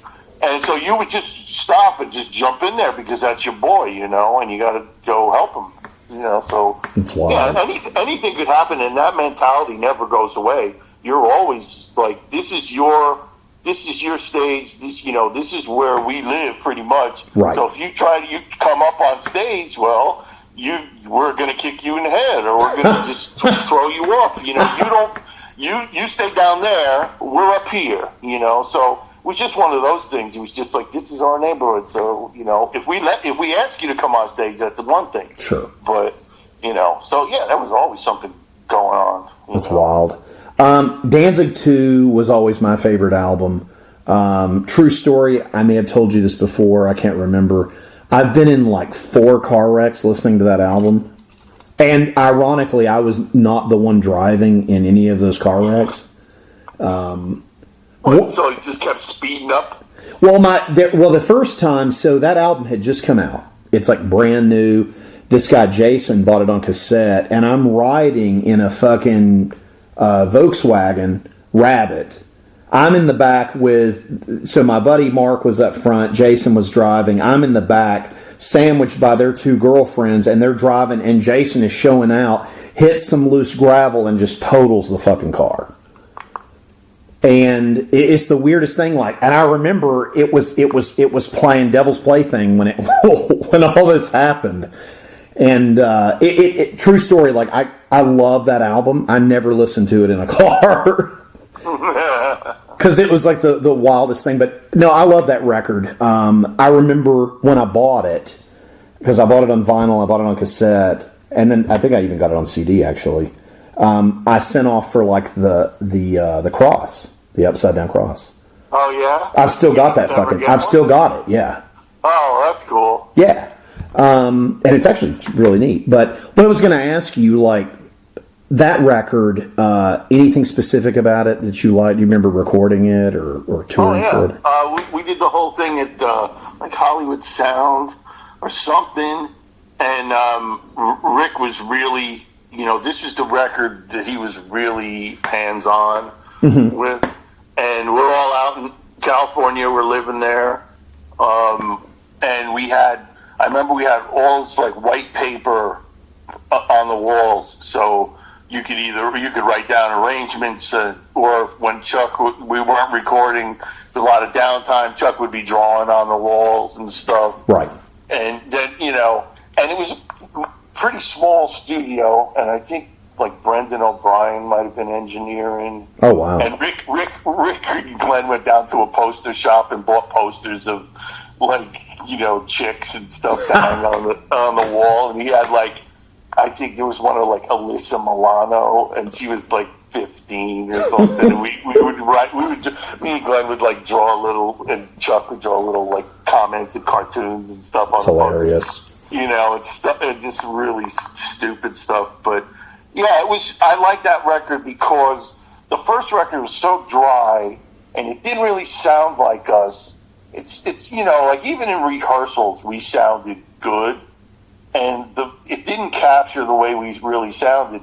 And then Lucifuge sounded more like how we actually sounded, had a little bit of reverb on it, and the songs just had I don't know, the whole record has a better mood as far as I'm concerned, So I was happy with that was sort of in between. And then when we got to How the Gods Go, then that's the way we sound. So I was very happy with that one. But Lucifuge is a great record.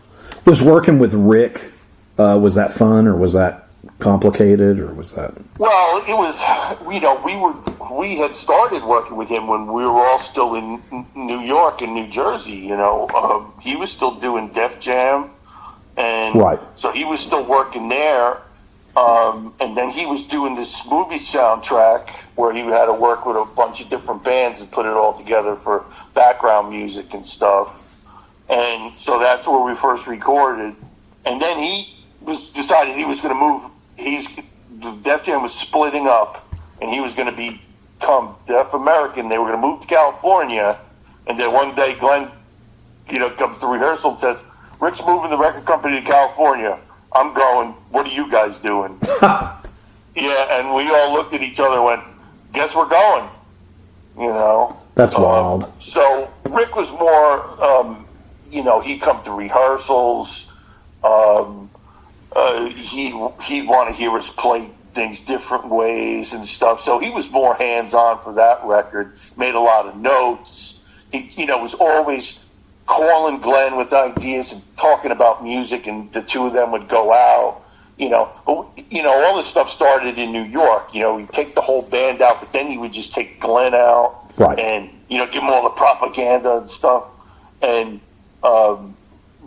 so yeah, it was interesting to have someone else in the room saying, having an opinion that Glenn might listen to. It was just one of those things, but. We weren't exactly easy to work with, and Glenn, of course, is, notorious for just doing it his way, and that's it, Right.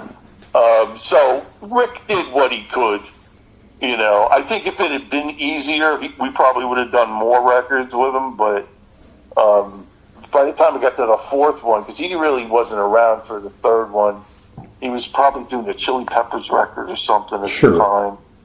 And, so it was great working with Rick. It was a whole different vibe. It was like the big leagues, Sure. Like real, like we worked with some of the greatest engineers, guys that have Grammys, and worked in these beautiful studios. I walked into the studio and Prince was in the break room. Are you serious?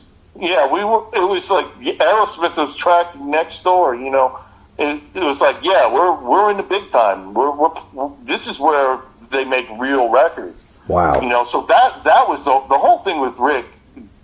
I don't know if we would have been as successful if he had not come along, because you know, we needed somebody who was making real records, and they were selling like real copies, you know, and we didn't know how to do that stuff. We were just going along and making the records we could make, and they were getting better every time, you know.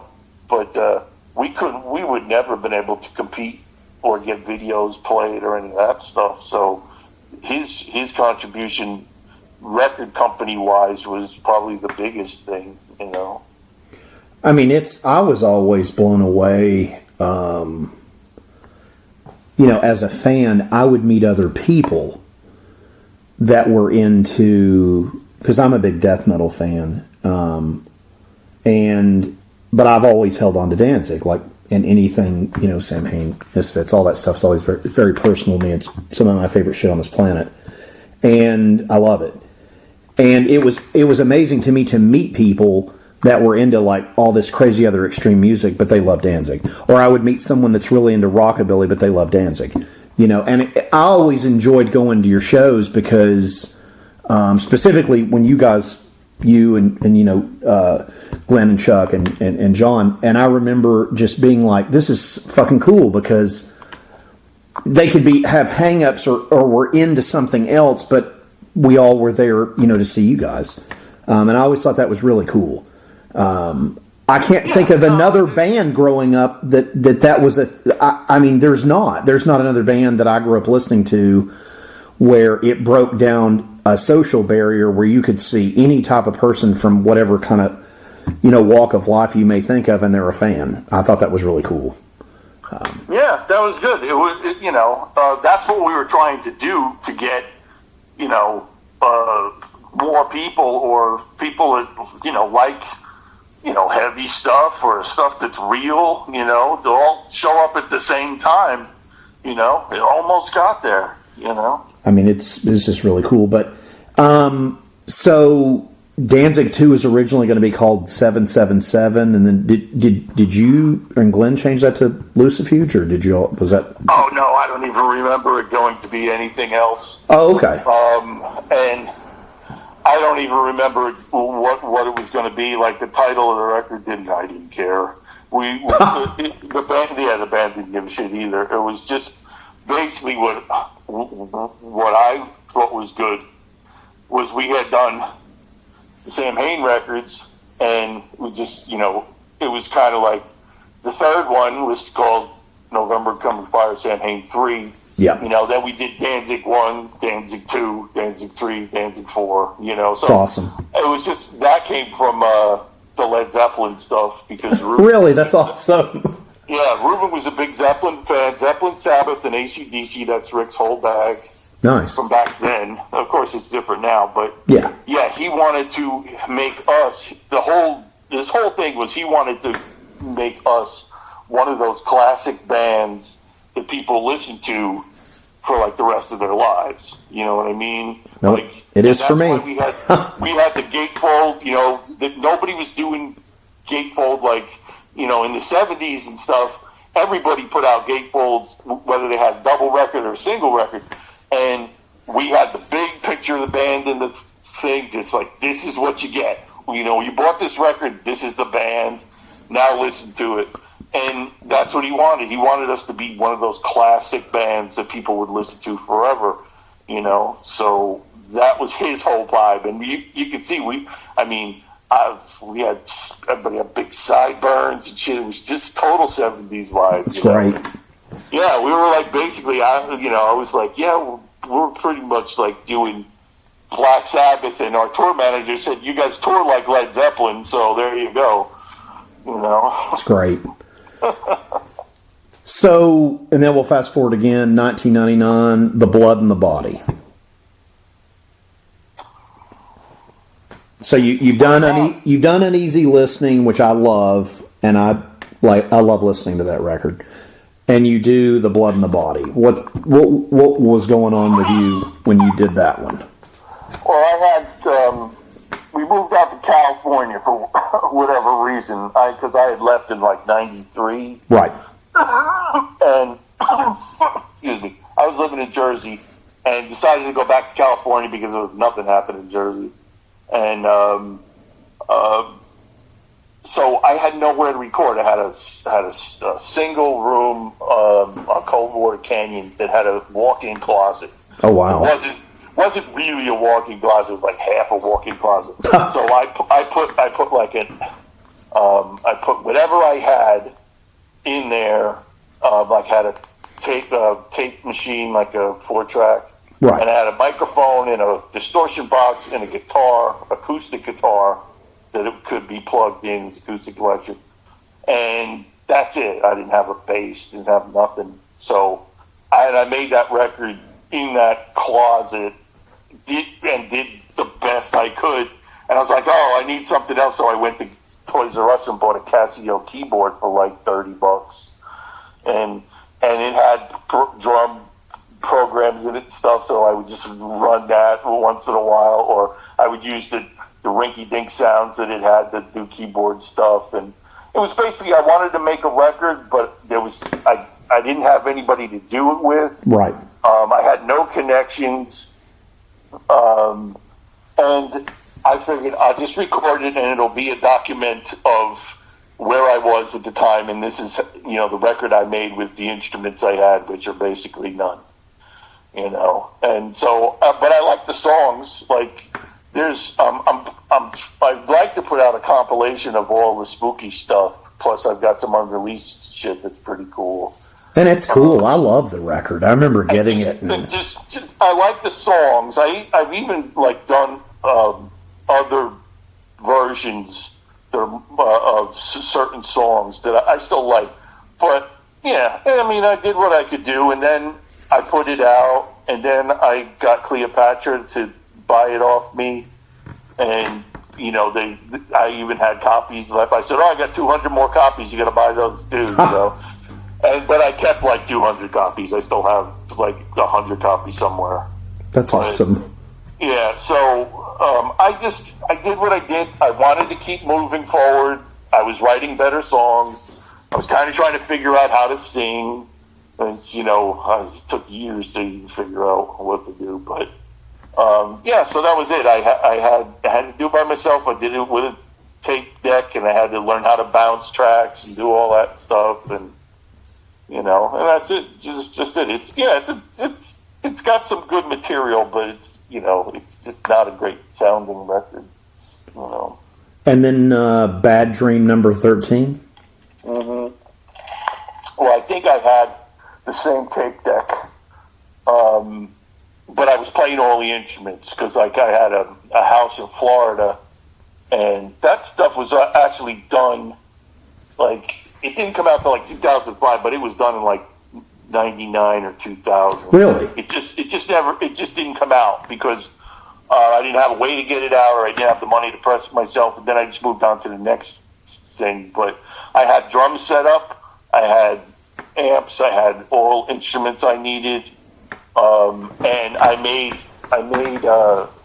tape loops, like, Pink Floyd and the Beatles and stuff, and I would sit there and take sound effects and other things and put them all onto cassettes, and then I would play them onto the tape deck, and then I'd play the drums over them, and then I'd add the bass, then I'd add the guitar or whatever, then, and I just had to keep doing that, and then learning how to, like I said, the bounce tracks better, and I'd get, instead of having 8 tracks, now I could have 16 tracks, because I just bounced 4 tracks or 5 tracks down to 1, or, whatever. And just did that, and I was, in Florida, just making the record and played everything, and I really like it. It originally was going to be a concept record that was going to have vignettes in between each song of, like, dialogue. And oh, wow. It was like a story kind of record, and it was just basically more of the uneasy listening kind of vibe, where it was going to be a movie, and the songs were going to give you a clue to what was going on. but it wound up being too long. It was like, it was going to be like an hour and 10 minutes or something crazy. And you could only get 70 minutes on a CD, and you couldn't do it on an album unless you wanted to do a double album and stuff. So I just took the songs and I left some of the spoken word stuff here and there in it. But it's, whatever. Some of that stuff I really like. And it's just got a real great vibe, and I don't know. It's like super spooky. It's really cool, but Yeah, I think it's awesome. Where were you at in Florida back then? We were like 40 minutes north of Orlando. Oh, okay. And like an hour south of Gainesville. We were like right in the middle. Gotcha. Which was good when it came to the hurricanes, Oh yeah, you're far enough inland. Maybe get some fucking rain. Oh no, it was pretty bad. I mean, right before we left, we had 3 hurricanes right in a row. Oh, was it bad? So it was bad where you were at. Well, it was bad enough, and I had an old Victorian house. The fucking ceiling in the living room just fell in. Oh my god! And I had to repair that on my own. And then I said, "That's it, we're out of here." So I sold the place and went to Indiana, where I made another record. Yeah, we'll get it. So I grew up in like the Sunrise area down near Miami. And it's funny how, as long as I lived, now when I first moved there, because my mom and I were down there, hurricanes scared me half to death. And you get older and people are like partying during them and all kinds of shit. I mean, obviously not if your house is being destroyed, but it's just weird how, you'll have this stuff like the one that just came through, like it didn't touch me where I'm at in Pensacola, but like over in like the other side of the state, it fucked it up, like down in Tampa and oh yeah, and all that. Watched, my mother's stepmother had a place in Fort Myers, and that's where right on the golf course. Yep. It's where to go, and this was in the 70s and 80s, and I don't know how long they kept it, but it was where all the old people went. Right. And I just saw some footage of like like a time lapse. And it said Fort Myers, and it was just like a parking lot. And then hours later, it's like 12 feet of water. I mean, you could barely see the tops of these trees, and those trees had to be 20 feet high. Oh, yeah. And I was like, holy shit, because I had gotten, since there's always been somebody from the family down in Florida, so you'd go down there. Somebody would be on vacation somewhere else, so you could stay at their house. Right. Shit like that. So we did Florida when I was a kid. And then I lived in Florida for like, a good 4 years maybe. Okay. And like, Florida was fine, but it was too hot. And I was just like, the first month, it was 100 like every day. Yeah, it gets hot. When people say, how'd you like Florida? I said, man, I spent most of my time looking for shade. Yeah, I mean, it gets humid. It's, and the bugs and stuff. Oh yeah, them flying roaches used to freak me out. Oh man, they were so big, and not for nothing. I know what a big roach looks like. All these places we used to stay on the road. You'd turn the lights on in the kitchen, and they were like they're like those big brown ones. Oh my god! Yeah. So those ones that could fly, that would freak me the fuck out because I got a bad back, and if something flies at me, it makes me like freak out and jerk, and my back will just go. Right. Yeah, they'd be crawling on you, and every time you walk in there, man, I couldn't stand it. The best thing was that we got a Disney, Florida resident pass, and it was like $50 a year or something stupid. That's awesome. So I used to go down to the Haunted Mansion like once a week. It's so fucking cool. It was great. People, they started to know me there, It was so great, and I would just go, let's go to the Haunted Mansion a couple times and have something to eat and come back home, It was great. I mean, that sounds awesome to me. I love it. I went to Disney 2021. We went there on July 4th, which I know sounds like a nightmare. It was awesome. Yeah. Right in the middle of all this COVID stuff. I wore a mask. Of course, I was trying to just lay low. But it was awesome, man. We had a great day. overcast a little bit. Didn't really rain, and there's a lot of rain down there, and it was cool. I don't think I could ever handle living in Orlando, though. It's way too busybody for me. Yeah, I couldn't. I remember, Florida. I had relatives while I was living there. In closer to Tampa and stuff. And Tampa always gave me a bad feeling. It was too city. Yeah. When you go down to Florida, where I lived, it was called Lake County. I know where that is. Yeah, and there was alligators, I'm pretty sure it's alligators. You could just drive by and see them just hanging out. Oh yeah. And then if you went down, a lot of people lived on these canals and stuff. They just or had houseboats. You'd go floating down somebody's canal, and there's like 5 alligators hanging out on their lawn, just in the sun. Yep. And I used to go to this park in Mount Dora. It's a touristy town. Yeah. You could just go out walking, and they had like a boardwalk or whatever, through the woods. You'd see alligators just right there, raccoons everywhere. It was ridiculous, and lots of vultures. It was great. I used to feed the vultures. Oh, that's neat. Yeah, it's where I'm at now. It's actually cheaper than being on this side of the state, where there's not, it's not as touristy. It's beautiful. I don't know if you've ever been to this part of Florida, but it's the west coast. Pensacola. Yeah. Yeah. Oh, my favorite drink. Oh, there you go. Yeah, it's but like I said, it's really, it's just real laid back, and the beaches here are really clean, and you can see in the water. The scary thing here, I don't get in the ocean, but there's a lot of shark attacks here because it's Gulf of Mexico, so it's like, yeah, fuck that. Jaws ruined everything. Every summer I had to go down the shore and go down the beach, and I hated it. And then when Jaws came out, it was just like, I ain't getting nowhere near that water. Exactly. Forget it. So I've had a problem with water like forever. So I have to agree with that. One of my aunts lives over on that side. Oh, nice. One of them, I can't. They live in those gated communities where they sure. People. I'm close to Destin, and all that's down here. Destin's real touristy. It's beautiful, though. We used to be able to. I lived in. Where the hell did I live? I lived in Leesburg. Oh, okay.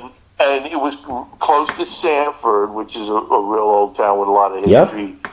And I could see when they shoot the rockets off from whatever, Cocoa Beach or wherever it was. We could just stand there and watch them. We just drive down the highway like 2 minutes, and people would just be parked and just waiting for it, and then you could totally see the thing take off.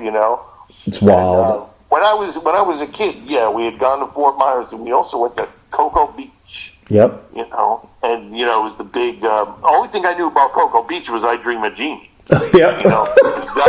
That's where he was stationed. I was like, Cocoa Beach, I heard of that. That's awesome. But what else we did in Florida? We went to the Ringling Brothers winter headquarters. Really? Yeah, it was like that's where in the winter that's where all the circus people used to go spend the winter. And they I didn't had know that. a whole town, and it was a museum and stuff like that. But that was Winter Residence. It was called. Weird. Yeah. Oh, what a trip that was. That sounds wild. Yeah, I didn't even know that at all. That's pretty cool.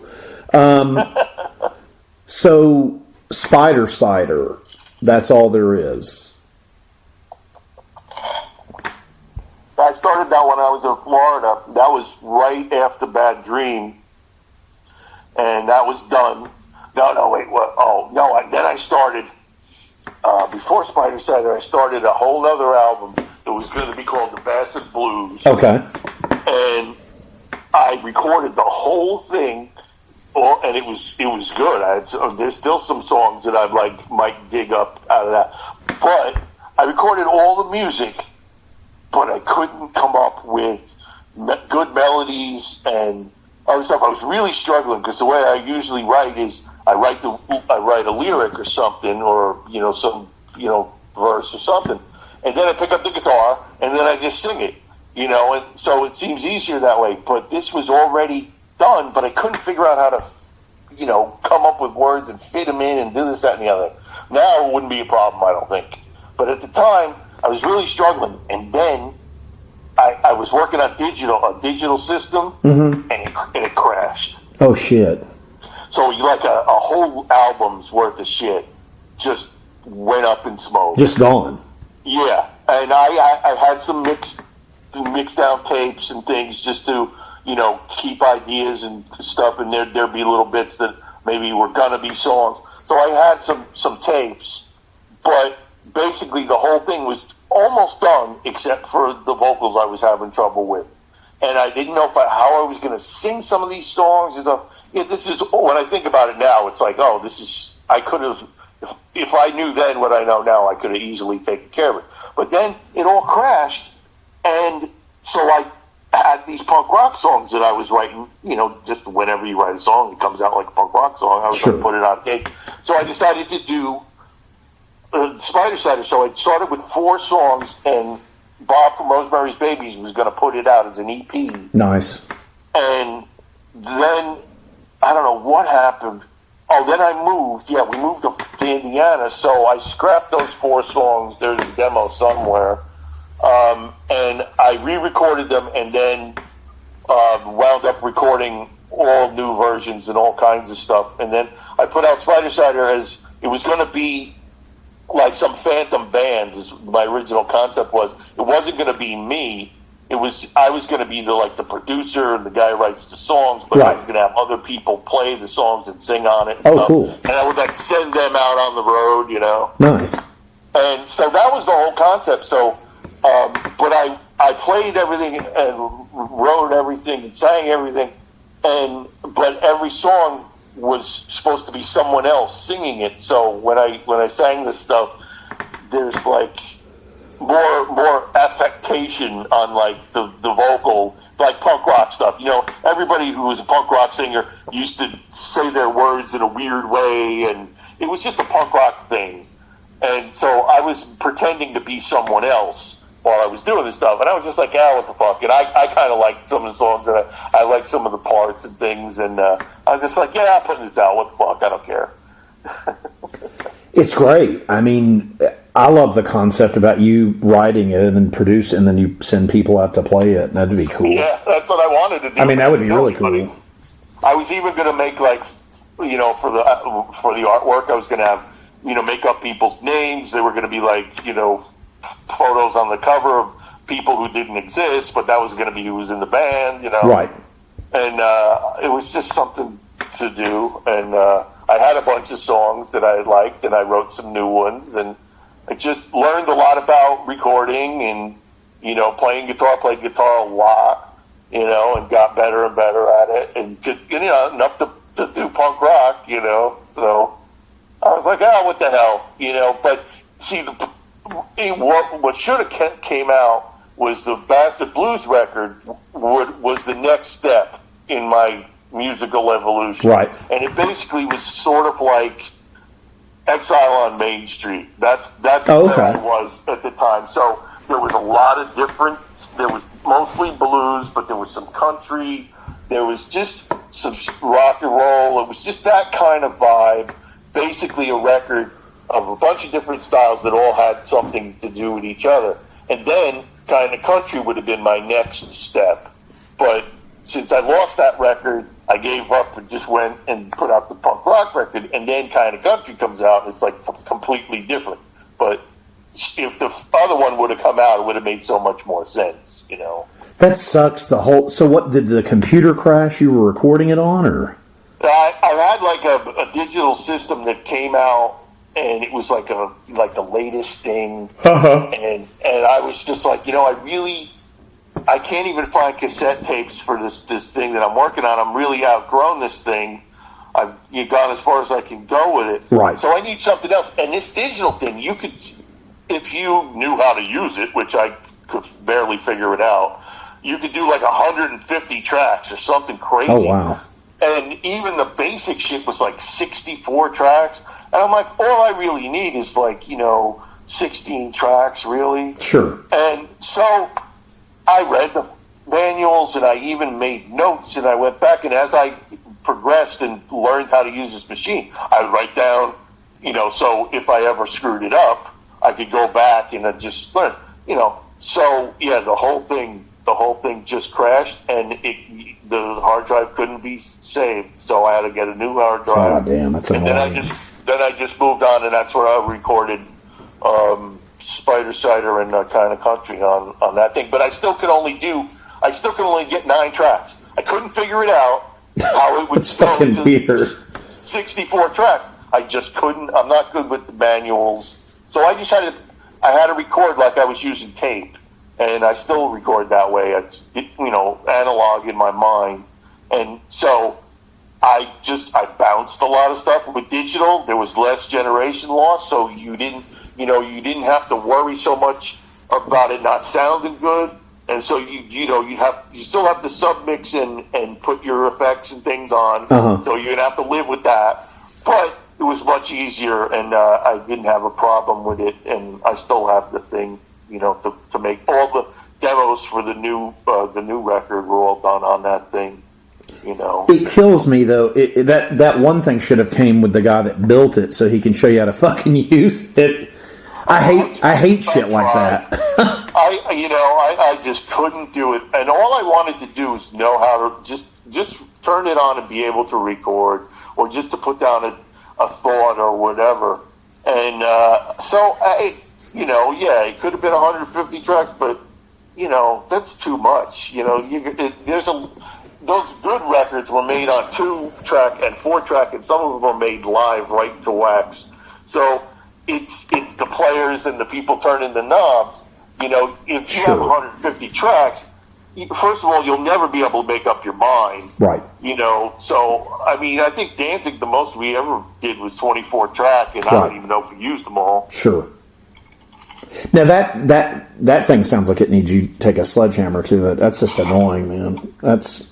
Spend money on something like that, and then you can't fucking use it because of the goddamn... I hate stuff like that. I'm the same way. It was like $1,000, and it was a big deal.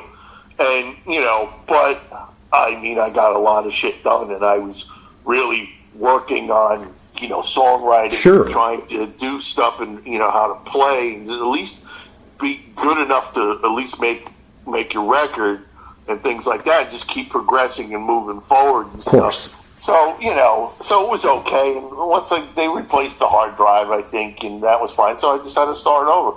But I was already, like, so frustrated with that one record that I was just like, I got to do something else. And I was just like, yeah, I'll just do this. And, you know, and then I was in the middle of Indiana in the cornfields and, you know, writing songs about, you know, how things were going there. And I wrote some horrible country songs. Is that the Kind of Country record? No, actually a lot of that stuff was written there, and I recorded it eventually in Pennsylvania, where I would say half of it was probably done there. But yeah, I was always writing, and then when you live in Indiana, there's a lot of driving, so and a lot of like flat land stuff. It's very, you know, it's a weird place, you know. So a lot of going back and forth, you know, I got a lot of ideas in the car, you know, and so that's where I wrote most of that stuff. But yeah, some of it's hysterical, some of it's pretty good though. Do you want to do anything else in the punk realm ever again, or would you want to do it? Like, I tell you what I would love if you did is I throw my 2 cents in. You're like, whatever, dude. Who cares what you think? But I would love another uneasy listening top thing. Yeah, it just has to go. I make the records about how I feel. Sure. You know, like there's a lot of people that say, okay, well, I'm gonna, every day I'm gonna wake up and I'm gonna go down to the office and I'm gonna write songs. Right. And then I'm gonna have lunch. I'm gonna go to the gym. You know, whatever. Or okay. But, you know, this year we need to have a record out by June. So we got to go in this. You got to write songs. Everybody go home and write songs, and then we got to get in the studio, or whatever. Yeah, I don't do that. I make records when they come out. You know, like it's taken me like 10 years to do another record, but a lot of shit happened during those 10 years. It just wasn't feasible. Of course, I couldn't find players, so I don't. You know, if I feel like, I want to do another punk rock record or any other any kind of style. It's just because I feel that way. Like, I wanted to record a song for Kind of Country that was all in Spanish because I really love Latin music. Nice. And I couldn't get this friend of mine. He knew some woman who spoke Spanish, and I said, "Can I send you a lyric and have her translate it for me so I can learn how to sing it in Spanish?" So I just wanted to do it phonetically, like, you know. Sure.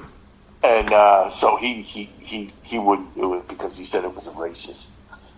And I was just like, no, it's not, because I wrote it, and I'm not racist, and it didn't even cross my mind, so I just gave up on that idea. But yeah, it's well, I don't know. I forgot what we were talking about. Oh, we were talking about Kind of Country. Oh yeah, well, I got most of the work done in Pennsylvania because I had my Rosemary's Baby's drum kit set up in the basement. Really? But it was only a crawl space, so it's only like 4.5 feet high. Oh shit! So I could sit on the drums, and I might hit the stick if I went for a cymbal or something to hit the ceiling, but I could sit there without hitting my head. So what I would do is I would play to a click or something, and then go down and play the drums. Right. But I could never get a good enough sound with the whole kit that I had to start recording each thing and, you know, separately to get a better sound.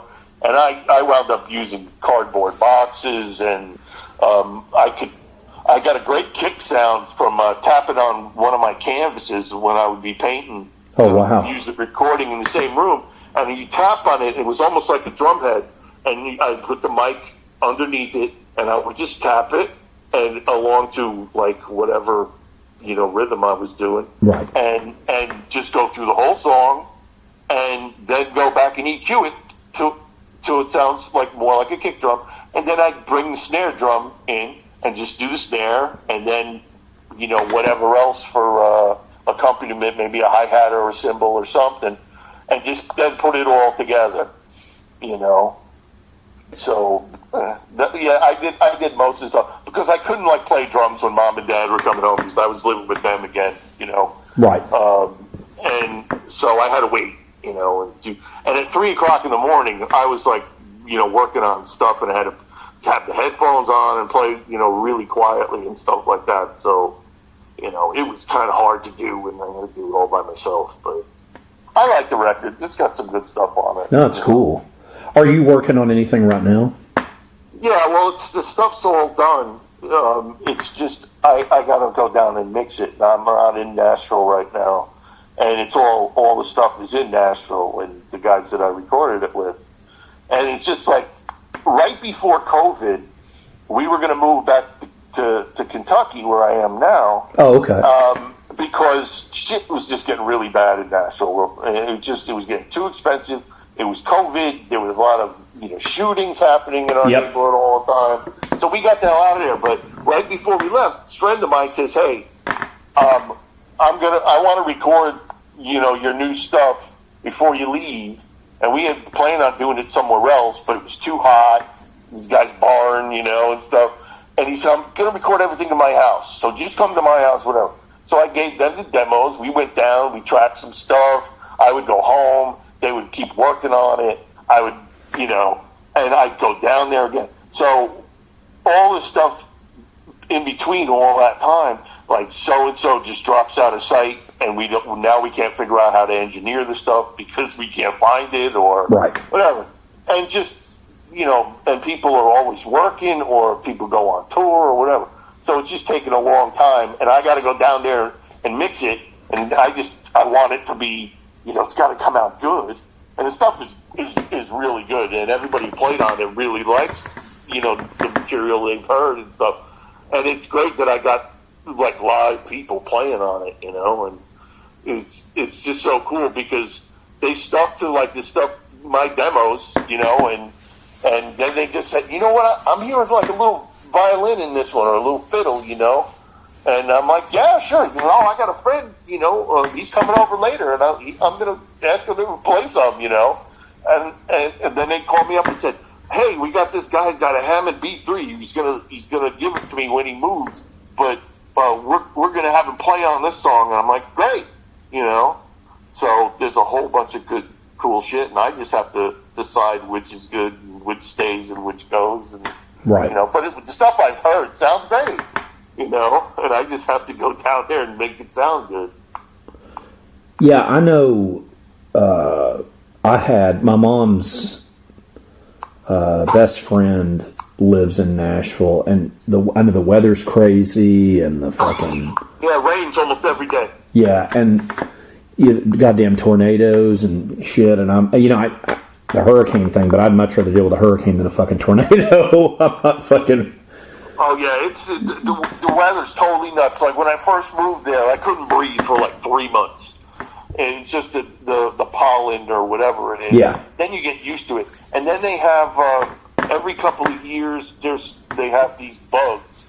Or they're either like cicadas or something, but they're out. And if you go outside, you will get hit in the head like 100 times with these bugs. Oh, shit. You know? Yeah, and they're crashing against your windshield. It's just unbelievable. They're all over the ground. It's like locusts almost. Right. Yeah, and that was the first year. The whole first year of Nashville was a disaster, you know.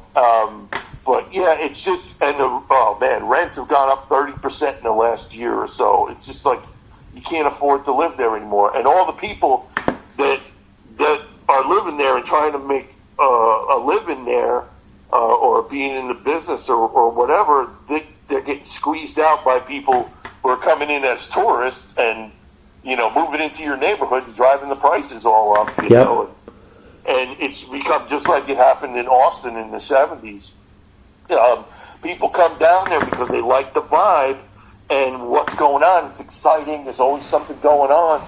And they just ruin it. They just, you know, all the things they like, they try to get rid of. And then they wonder why they don't like it anymore. You know, right. Like so it's just bad. But still, you know, everybody plays something.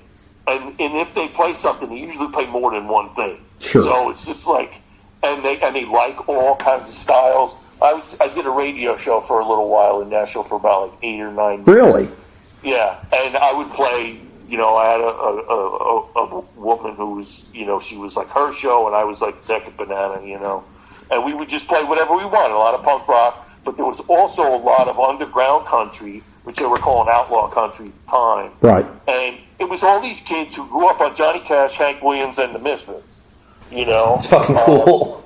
Right. So basically, they were all fans, and they all like punk rock or whatever or hardcore, but they loved Hank Williams. So they played country, but it was all dark, and it all had attitude, and everybody looked, you know, long hair, beards, you know, all this shit. Right. And so that was really cool. And I even remember one of our bus drivers during Danzig. He used to be in a country band.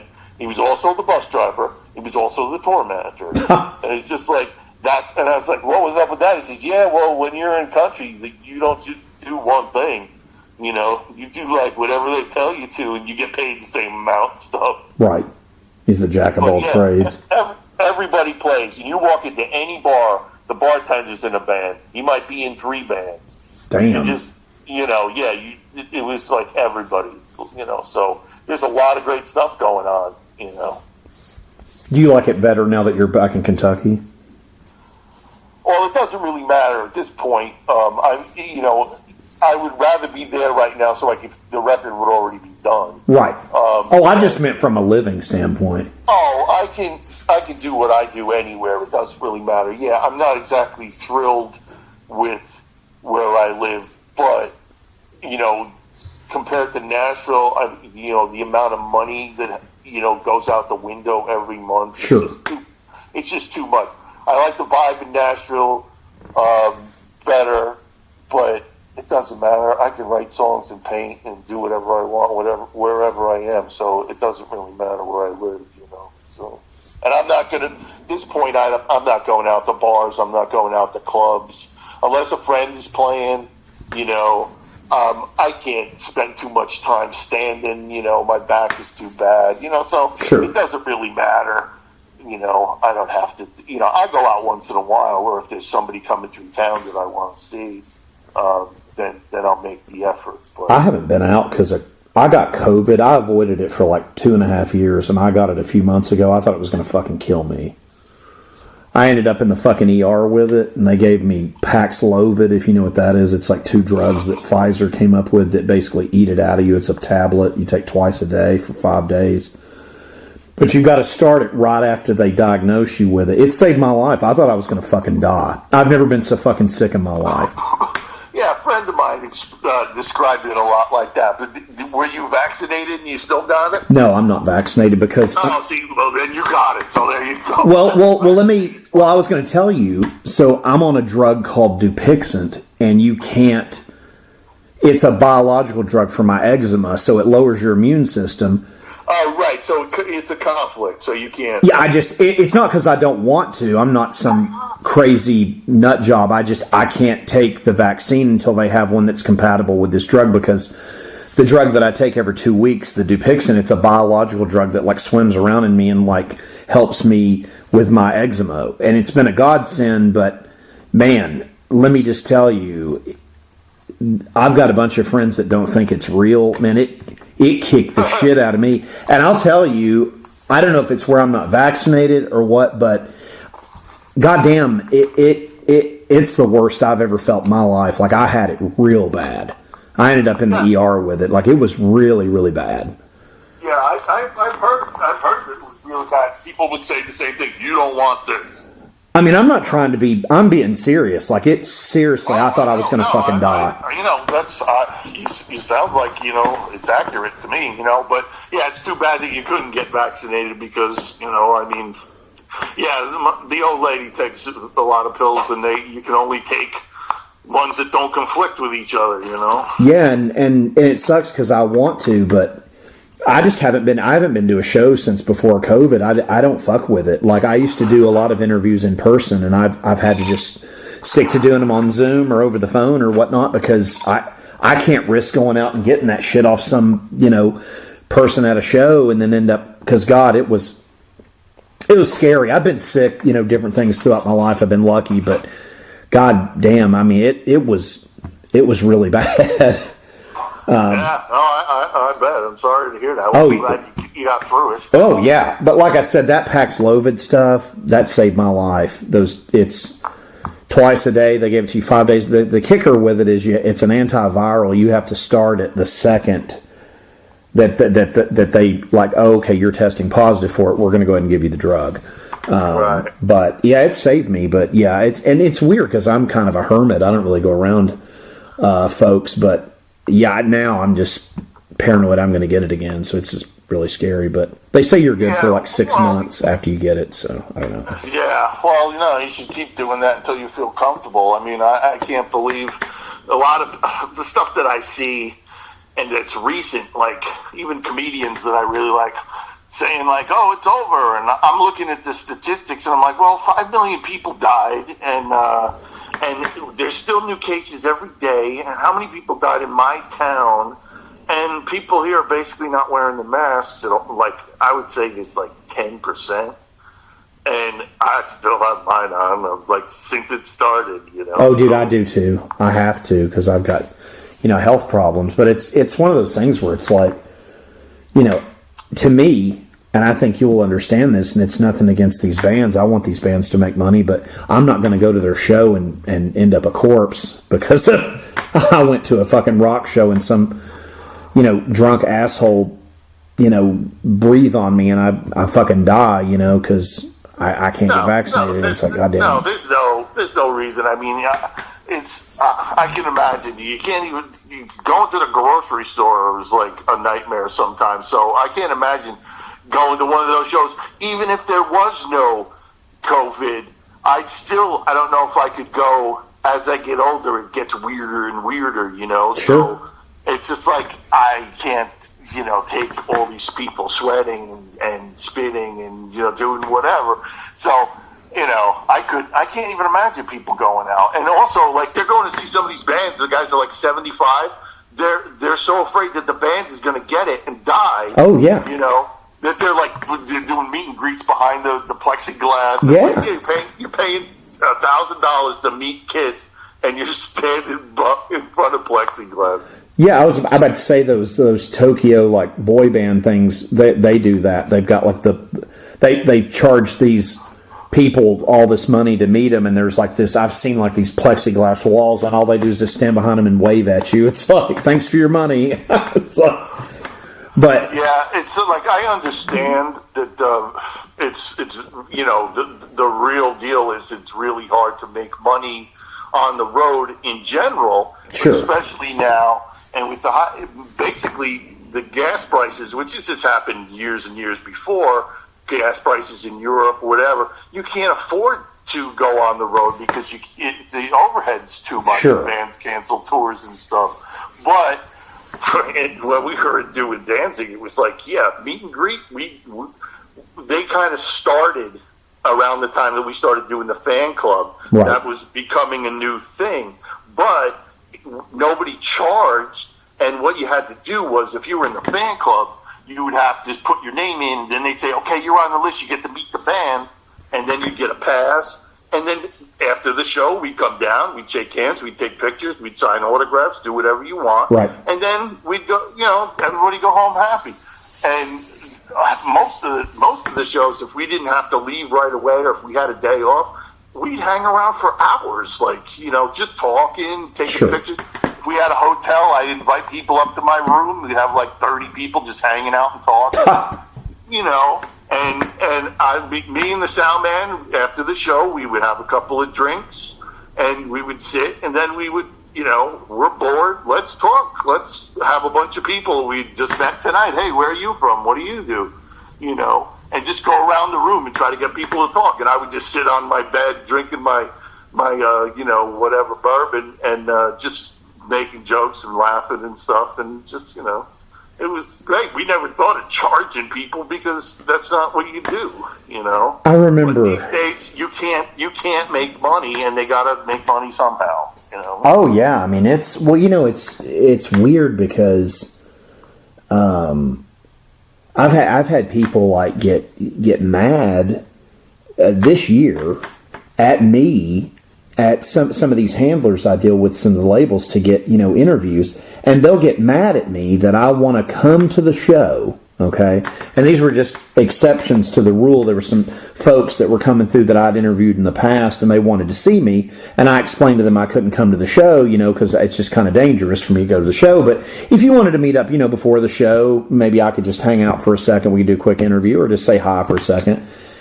And these people at these labels were like offended by it. It's like, well, we gave you a fucking ticket to the show. I'm like, I never said I was going to the goddamn show. I just said I've been doing this 7 years. I just wanted to go say hi to my friends, not take away from food out of someone's mouth. I'm not trying to go to the show. I never said I wanted to go to the show. I just said I wanted to go down and do the interview. Well, they want me to go to the show and stand around in there like a 16-year-old and, holding my poster and T-shirt, hoping I get to do an interview. Well, I'm not doing that. I've been doing this 7 years. I don't get paid to do it. I just want to go do the fucking interview. And there are people literally that I deal with on a day-to-day basis, a week to week, trying to get content, and they don't understand that. And I'm like, I don't want to go to the concert. I'm wanting to go get my interview and leave, and not because I dislike the band or don't want them to make money. It's not safe for me to go in the venue. Yeah, it's also, you got to realize you're dealing with people who don't think that it's a real thing, don't believe you, whatever, but it's costing them nothing for them to let you in the back door, to just walk in, say hi to the band, ask a few questions, and leave. It doesn't cost a nickel. But they make it into this thing like this whole drawn-out process. And then I got chewed out recently by one of the ladies that works for some of the labels, and she was like, do you know how rare it is? And we can't just give these tickets out and all this stuff. And I called... Oh, I know. And I called my friend at the venue. I go, how many people were at that show tonight? He's like, maybe 50. And she's trying to make me feel bad. And I'm like, I never told you I wanted to go to the show. I said I wanted an interview. I'm not doing this to write a review of a concert. I'm not a concert goer, you know. Especially now with COVID, it's just not safe for me, you know. And hell, I'm not vaccinated. I don't want to kill the fucking band, you know. It's like, exactly. But you're being responsible, and you just wanted this and that and the other. Yeah, and I'm the bad guy, but I was just like, you know, and it's not the band's fault. The bands were never, you know, it's a couple of bands that had come on before. It's like, you know, if you were playing a gig somewhere, it's like, oh, well, you're gonna, you know, you just need to go stand by the merch table for 3 hours. It's like, I don't have time to do that, and I don't want to go in the venue. I don't feel safe personally, you know, between you and me. Like, I didn't feel safe going in the fucking venue, you know. I don't know who these assholes are that are in here wanting to watch this band. I mean, I'm glad they're there. I'm glad the band's making money. Hope they buy a bunch of shit and the band makes a lot of money. But I don't know where this person's been, and I don't want to go in there and get fucking COVID again and, you know, from trying to do a damn interview. You know, but it's just crazy, you know, but I get it. And yeah, you're right. And bands, there's some bands now that I knew that never charge for meet and greets that do. You know, I guess they need the money. So... Yeah, we started the fan club in like 1989, and these like two ladies that already, they started it with the Black Crows because we were on the same label for. Oh, sure. Yeah, so we got, since we were all basically on the same, you know, on the same label, it was just like somebody said, hey, well, the Black Crows have this fan club and they do this and they do that, and we'll hook you up with them. And then I was in charge of that stuff. And we had, what they would do is as people would write in, they would write their names down, or they would call them if they left a phone number, and they would say, hey, the band's coming through Atlanta. We need you to go out and promote the show. Sure. So they would send them stuff like artwork and things with the dates and whatever, and they could make their own flyers. People were doing this, making their own flyers, and then like handing them out, going to other shows, you know, putting them on, do whatever you do with flyers, you know, putting them up on walls and shit. Of course. And then those people would get to go to the show for free, or get to see the band, and get the autographs, whatever. And it was just one of those things, and it just kept building. And then we had the hotline, you know, people could call, and there'd be a message about what the band was doing. That's awesome. You know, and I ran all that shit too, you know. So I'd be on the road with a little mini recorder going, okay, hey, coming to you live from, you know, Port Richey, Florida, or somewhere, you know. And we're just about to go on stage. Just want to tell everybody thanks for coming out, and we'll see you all next week in Maryland or wherever, and then hang up. Or if we were at home, I would go, okay, listen up, here's all the tour dates, because people didn't. They would go, oh, well, I never even heard you were coming to town, you know. So once we started doing the hotline, the attendance doubled. It was great. That's awesome, man. And I get it now. I mean, and it's bands that, you know, that have been around a long time. They're having to charge like for, you know, they're still playing clubs. So they charge like a lot of money, $200-300 for meet and greet. I get it. I mean, good for them. You know, something you make some money on, I guess. Yeah, I'm on the fence about that. Well, between you and me, I mean, from a musician side, I understand it. From a fan side, it kind of feels like, you know. Well, see, one of the big problems is that people don't understand, especially people who, you know, don't know how the business really works. It's always been the same problem as long as there's been bands. People are always complaining that their favorite band broke up. Or whatever used to happen all the time. The band was just about to make it and couldn't get over the hump and couldn't make enough money to stay together. It's just, and the record company might drop you or whatever. Sure. Sometimes if you got dropped, you were done. You couldn't. Nobody else would sign you. And back then, it was big. It was important to be on a label. So that's the whole thing. And a lot of, you know, fans would go, well, why, you know, last time you played, you know, this club or whatever, you know, it was really cool, and you guys are right there and stuff, and you come through now and you're playing, you know, this theater, and, you know, there's security, you know. It's like, yeah, but we can't play that club no more because there's 2,000 people that can't get in. Sure. You know, so we got to play these places. Sorry, but if you want us to keep going and keep making records that you like and stuff, you're going to have to do that. You're going to have to go to these places. You're going to have to buy the records, whatever. It's like you got to support your band, and it's if they can't tour, they can't make records. That's because nobody's showing up or nobody's buying them. Yeah. And it's just the way it goes. So a lot of bands in the punk rock days, they lived on T-shirts, and Glenn used to bring screens with the Misfits. We brought screens with Sam Hain. We ran out of T-shirts. We would buy them, and then screen print them right then. And the next day we'd sell them at the show, $10 a piece. Nice. We'd have gas money. We'd have food money. It was always good. Glenn always kept some money in reserve for emergencies and stuff. And sometimes you break down, and all of a sudden, we don't have that part. It's going to be 3 days till we can get it. It's going to cost $600 or whatever. Yeah, so it's always been hard to make money. I don't really know if you're on one of these stadium tours. You got to be making some money. Sure. But you got to pay all your crew. You got to pay for, everything, all the lighting and all the PA and stuff. The band's got to pay that stuff. Oh, yeah. Even, the buses. I was amazed on one of the first buses we were on. The driver, said it was $2,500 a week. And, wow. And that was including the driver, I think. Damn. I could be wrong. But that's $2,500 right off the top before you even do your first gig. Right. And then you got to pray you sell some T-shirts. And if you don't sell enough T-shirts, then the T-shirt company drops you. Now you don't have any T-shirts. Right.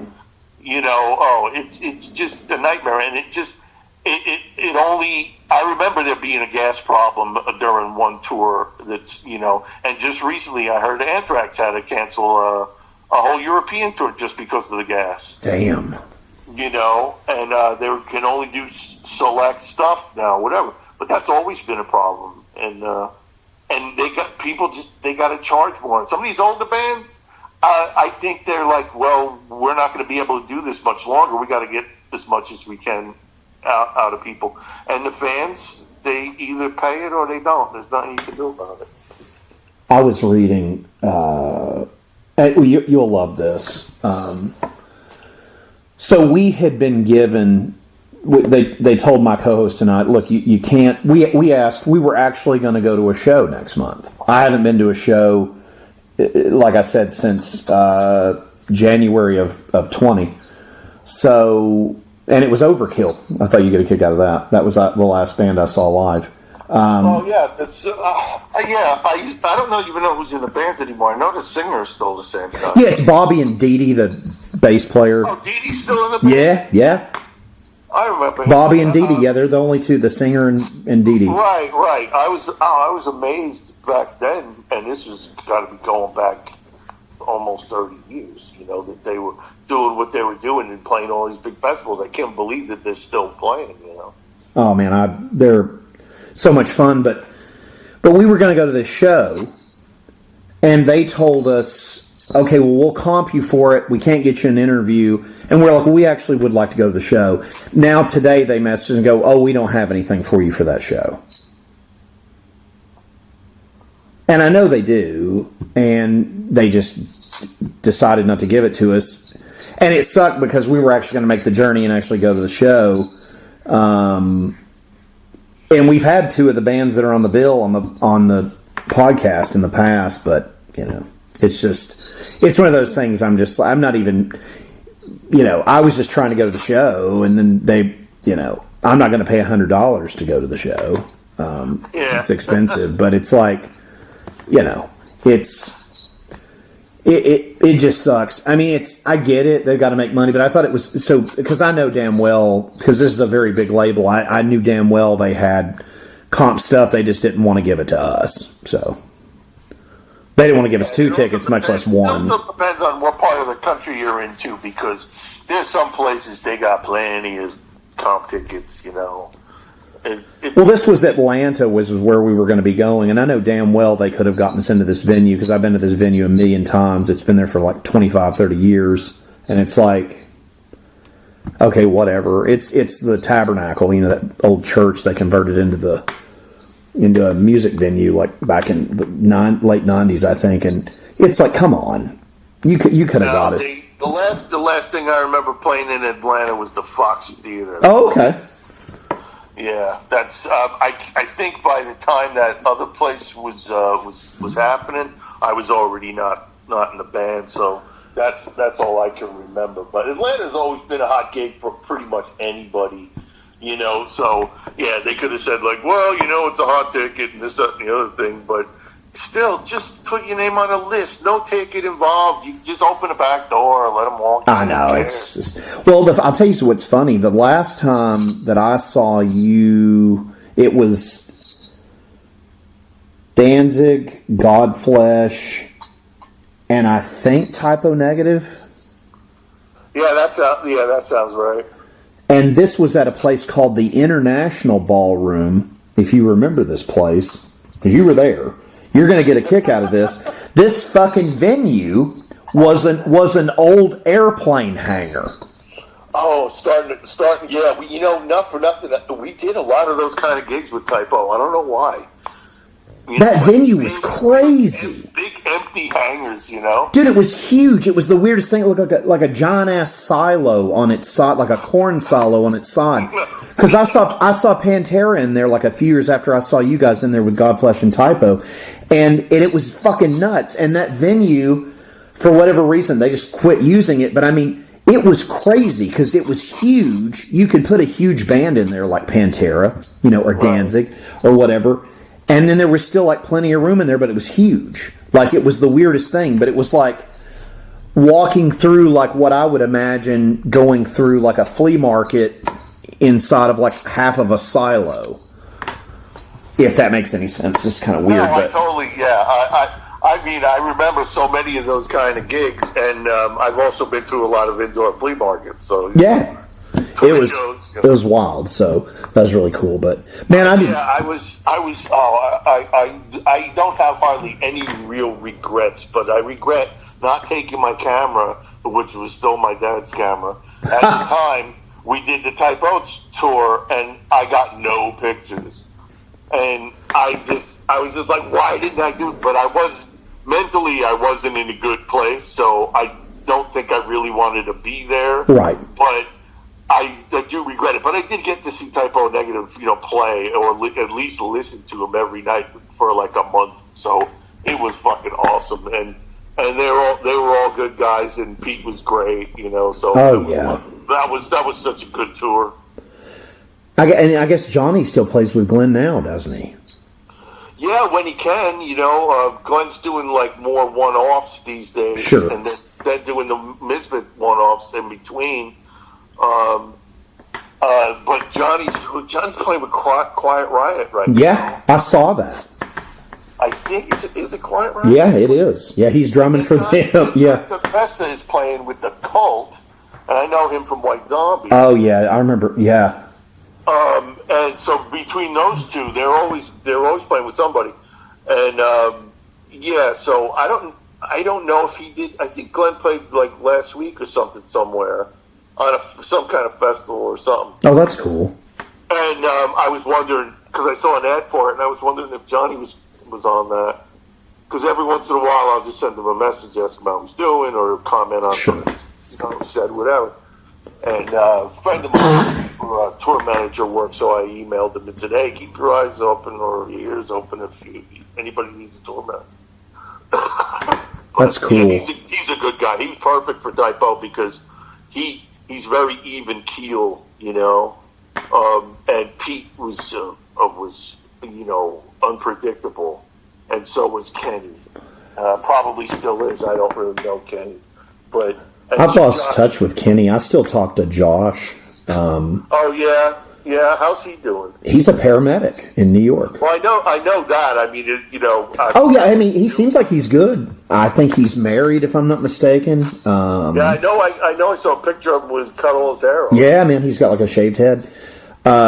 Peter dying destroyed me. I used to follow them around, and I kind of got to know him a little bit, and that wrecked me when he died. I don't think I've ever really gotten over that. I was a huge fan because, to me, being a Danzig fan, like that band just kind of was in the same wheelhouse. Different but similar. Yeah. Oh yeah, totally.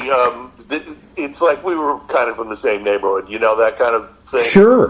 Yeah, we were, into the same thing. They were good for us to have with. We always tried to have bands that at least I thought were more like bands we like. Sure.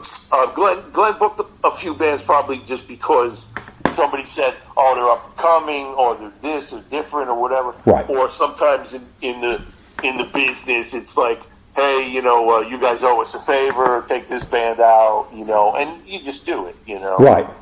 But Typo, White Zombie, Caius in the beginning. Oh yeah. Nobody even knew who they were. Been so good.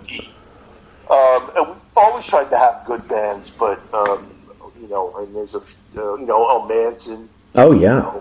That kind of stuff, and it was always fun to see their fans' reactions and stuff. I mean, by then we're like the old men, Right. And they're just sticking around to see Glenn or whatever, and like hear Mother, and then go home, I mean, it was. I remember. I remember when you all played with Korn and Marilyn Manson. Oh God. I remember that because I was not into nothing against it. It just was not my kind of thing. I was there just to see Danzig, and you guys play, and I was like, but I mean, both those bands are still around. So, I know Korn still plays like big venues. Yeah, so I thought Korn was either doing a new record or had a new record. Oh yeah, they did.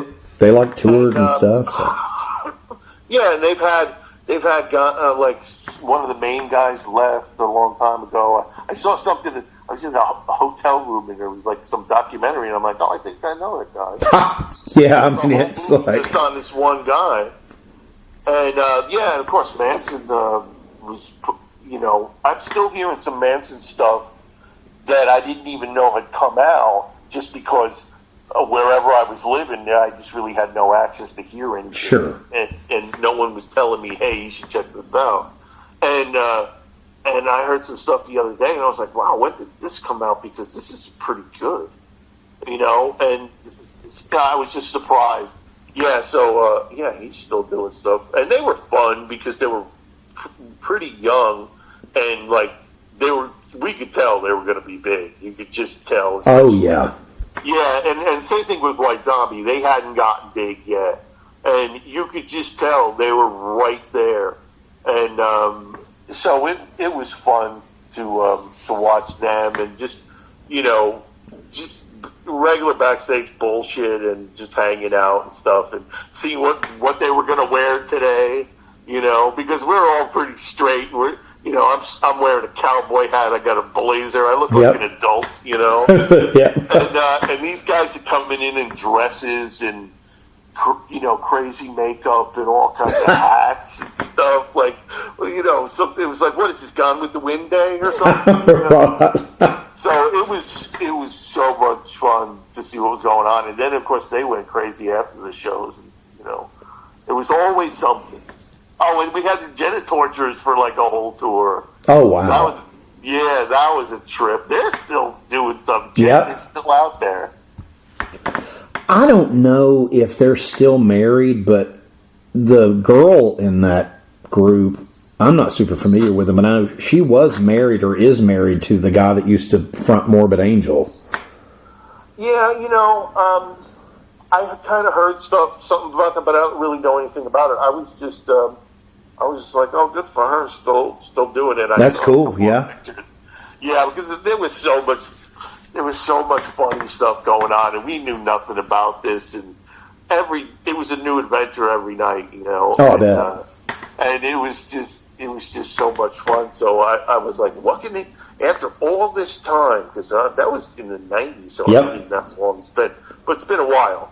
I'm like, what could they keep doing to keep shocking people? It's got to be hard. People are less shocked. Well, nowadays, actually, people are more shocked, so maybe they're doing just fine. Yeah. You can shock people by walking down the street. Yeah, it's. I'm offended. Yeah, I know. It's crazy stuff. Lastly, who's gonna listen to this crap? I mean, come on. You and me? Edit some of this stuff. Oh, I'm going to edit it, but I mean, did you know the last one? Because I checked this tonight before you called me. The last one, which this is a lot, and you can go on and look at the rest of our stuff. Our last one, 600 views. On YouTube, which is a lot for some crazy fuck from Florida just podcasting out of his house. So yeah, that's good. I mean, I have no point of reference because I don't do a lot of podcasts. I appreciate you doing this, man. It's all people look forward to it. I do plenty of podcasts, but I just don't, because that's the thing. I just don't watch a lot or listen to them. I mean, the whole thing started, as far as I was concerned, was like 10, 12 years ago with like, NPR, and I'm like, then all of a sudden there's just whole interview things, and then all of a sudden there's this podcast thing. Yeah. But I never pay attention. And the only one I've been listening to is those ones with Rick Rubin talking to somebody. Oh, that's cool. Yeah, and those are really, really good. And I usually, it's like, oh, let's see what this guy has to say, because a lot of times you wouldn't think you'd have anything in common with a musician whose records you don't buy or you don't really pay attention to, but you know who it is. You're like, well, this people obviously like this person, so what does he have to say? And a lot of times you get surprised. So that's a good one. It's called what is it called? Broken Record, I think, with so and so and featuring Rick Rubin. That's cool. So yeah, they did a couple of things. And a real good documentary on Wildflowers by Tom Petty, which is a record I like. Oh, cool. So that was good, yeah. All I know is our fans asked me if we could do this again, and I appreciate you doing it. I didn't mean to talk to you again as long as I have, but I mean, it's fun to catch up with you. I like talking with you. You're one of my heroes, so I mean, it's as long as you didn't mind doing it, I appreciate the hell out of you taking the time to do this, because it's a very popular thing that we do now on Halloween. So okay, well, whatever you say, as long as people enjoy it. Dude. Yeah, You got a lot of folks that like you. They're damn sure not listening for me. So I could be doing anything, right now, but I could also do it as soon as I hang up. So it doesn't. This is just another part of the day, so it's fine with me. Well, it means a lot to me. As long as you're not annoying like a lot of people are. I hope you've enjoyed it. I've had fun talking with you. Oh yeah. Well, I mean, I'm not going to stand in line to do it again. But no, it's okay as long as I'm just laying on the couch. Hey man, it's totally cool. I appreciate the hell out of you doing this. Like I said, it got out there last time and people enjoyed it, and All right, well, good. Well, if that's what people like, that's fine. Yeah, man, keep people interested in what you're doing. So yeah, no, that's fine. That's good. I appreciate that. When I put out a record, I expect them to buy it, and I think they will. I know I will. So I think people will be pleasantly surprised. That's what everybody who's involved in it keeps saying. People are going to really be blown away by this. They're going to really like it in a weird way or whatever. And I'm like, yeah, okay.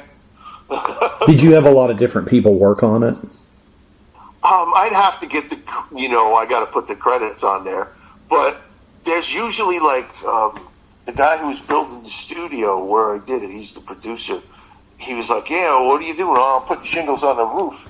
Oh, yeah, one of my buddies who's helping me, he also plays, banjo or whatever. So he's going to play a track. So right. There's a few guys that played, like one guy played fiddle and a mandolin, I think. That's not really neat. Sure. I have to, yeah. That's cool. We can do it when it comes out. We can do another thingy. I'll have to figure it out, or we'll do like a special show where we'll talk about this song and then play it. Yeah, man, we can do. Yeah, if I would love to do one of these with you in person sometime. It would be fucking awesome. I've never got to meet you, so. Where are you living? You're in Pensacola? Yep. I ain't likely to go to Florida anytime. Well, hey, I'll make my way up the Kentucky way. I'll come on up and say hi. Yeah, you come up here and buy you and the missus an expensive dinner to thank you for the hours and time I've wasted of yours in the past, and whatever I could do, some kind of contribution to Eerie Vaughn, and Yeah, to the statue they're planning, Hey, man. Now, I would, if I had the funds and resources, there would be an Eerie Von statue in the heart of New Jersey, or wherever you wanted me to put it. Yeah, like Bob's Big Boy, like I could have a peak at the end of my finger. Oh, God. Hey, come on down, and then I did then that place closes, and they move my statue over to the car wash. Hey, come on down, get your car washed. Well, maybe something more cooler than that, but yeah. Well, who says that's that? I mean, it's pretty cool. I don't know about Bob's Big Boy. I know a lot of the Shoney's down here, they've went out of business on me. I tried to go eat at one, and I work with these people. They're just like, what the fuck is a Shoney's? And I'm like, God damn, it's like. well, a lot of places have different names too. If you get Hardee's, I think it might be Hardee's. Carl's Jr. Yeah. Yeah, right. It's Carl's Jr. like in L.A. Yep. It's the same exact store with the same exact happy star. Yep. But it's called something else. And Checkers is also like Speedway or something. Yeah, it has a weird name. Yeah, it's got like a. What the fuck is it called? They still got those good spicy fries, though. Oh yeah, they do. Yeah. Yes, they do. But yeah, man, I appreciate you doing this.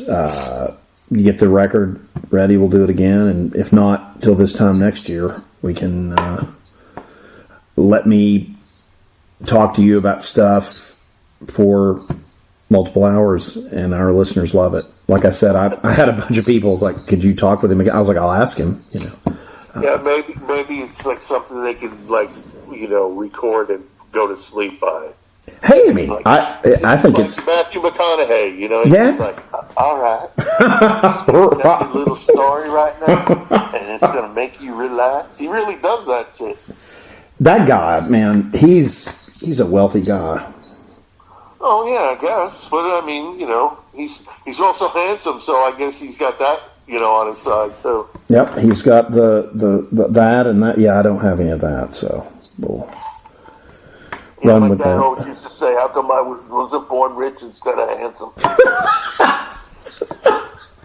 That's great. Yeah, it's an oldie but a goodie. I can still use that one. Oh, it's perfect, man. Dude, thank you for doing this. I didn't mean to make it so long tonight, but thank you. Oh, it's okay. I was just, going to do whatever I was doing anyway, so. Well, I appreciate the hell out of you doing this. All right, now you can stop emailing me every 5 minutes. I won't. You still going to do it? I won't. I will send you the interview when it's done if you'd like to check it I out. don't need to hear myself talk. Yeah, but you could put it out there, put it out where people can see it from you. I can link. I'll put it on my Instagram. Yeah, because people. Like 3 followers will go. Well, you must have more than that because I know I don't have 600, so you must have more than I do. So I know you do. I've gotten probably 800 or so. You got some, man. You got some good ones. God bless your fans because they came and checked it out. So yeah, I only just put that on there, but when it comes to like the fan page and my regular page, I got like 25 or 30,000 people. So there you go. Yeah, it should be no problem for me to sell like 1,000 records. I think you can. I'm gonna buy them, so I'll be more than happy to buy them. All right. Well, I guess everybody happy Halloween since this is probably when you're going to play it. I am. We are going to drop it the week of Halloween, and all right, well, I hope everybody enjoys the winter season. I know I will, as long as it doesn't snow too much. And that's about it. And I'll let you know when the record comes out and when the new book will come out, things like that. Yeah, man. And keep up that artwork. I will try. I'm working on painting right now. It's fucking awesome, dude. Phantasm. And you know something? I sort of enjoyed it.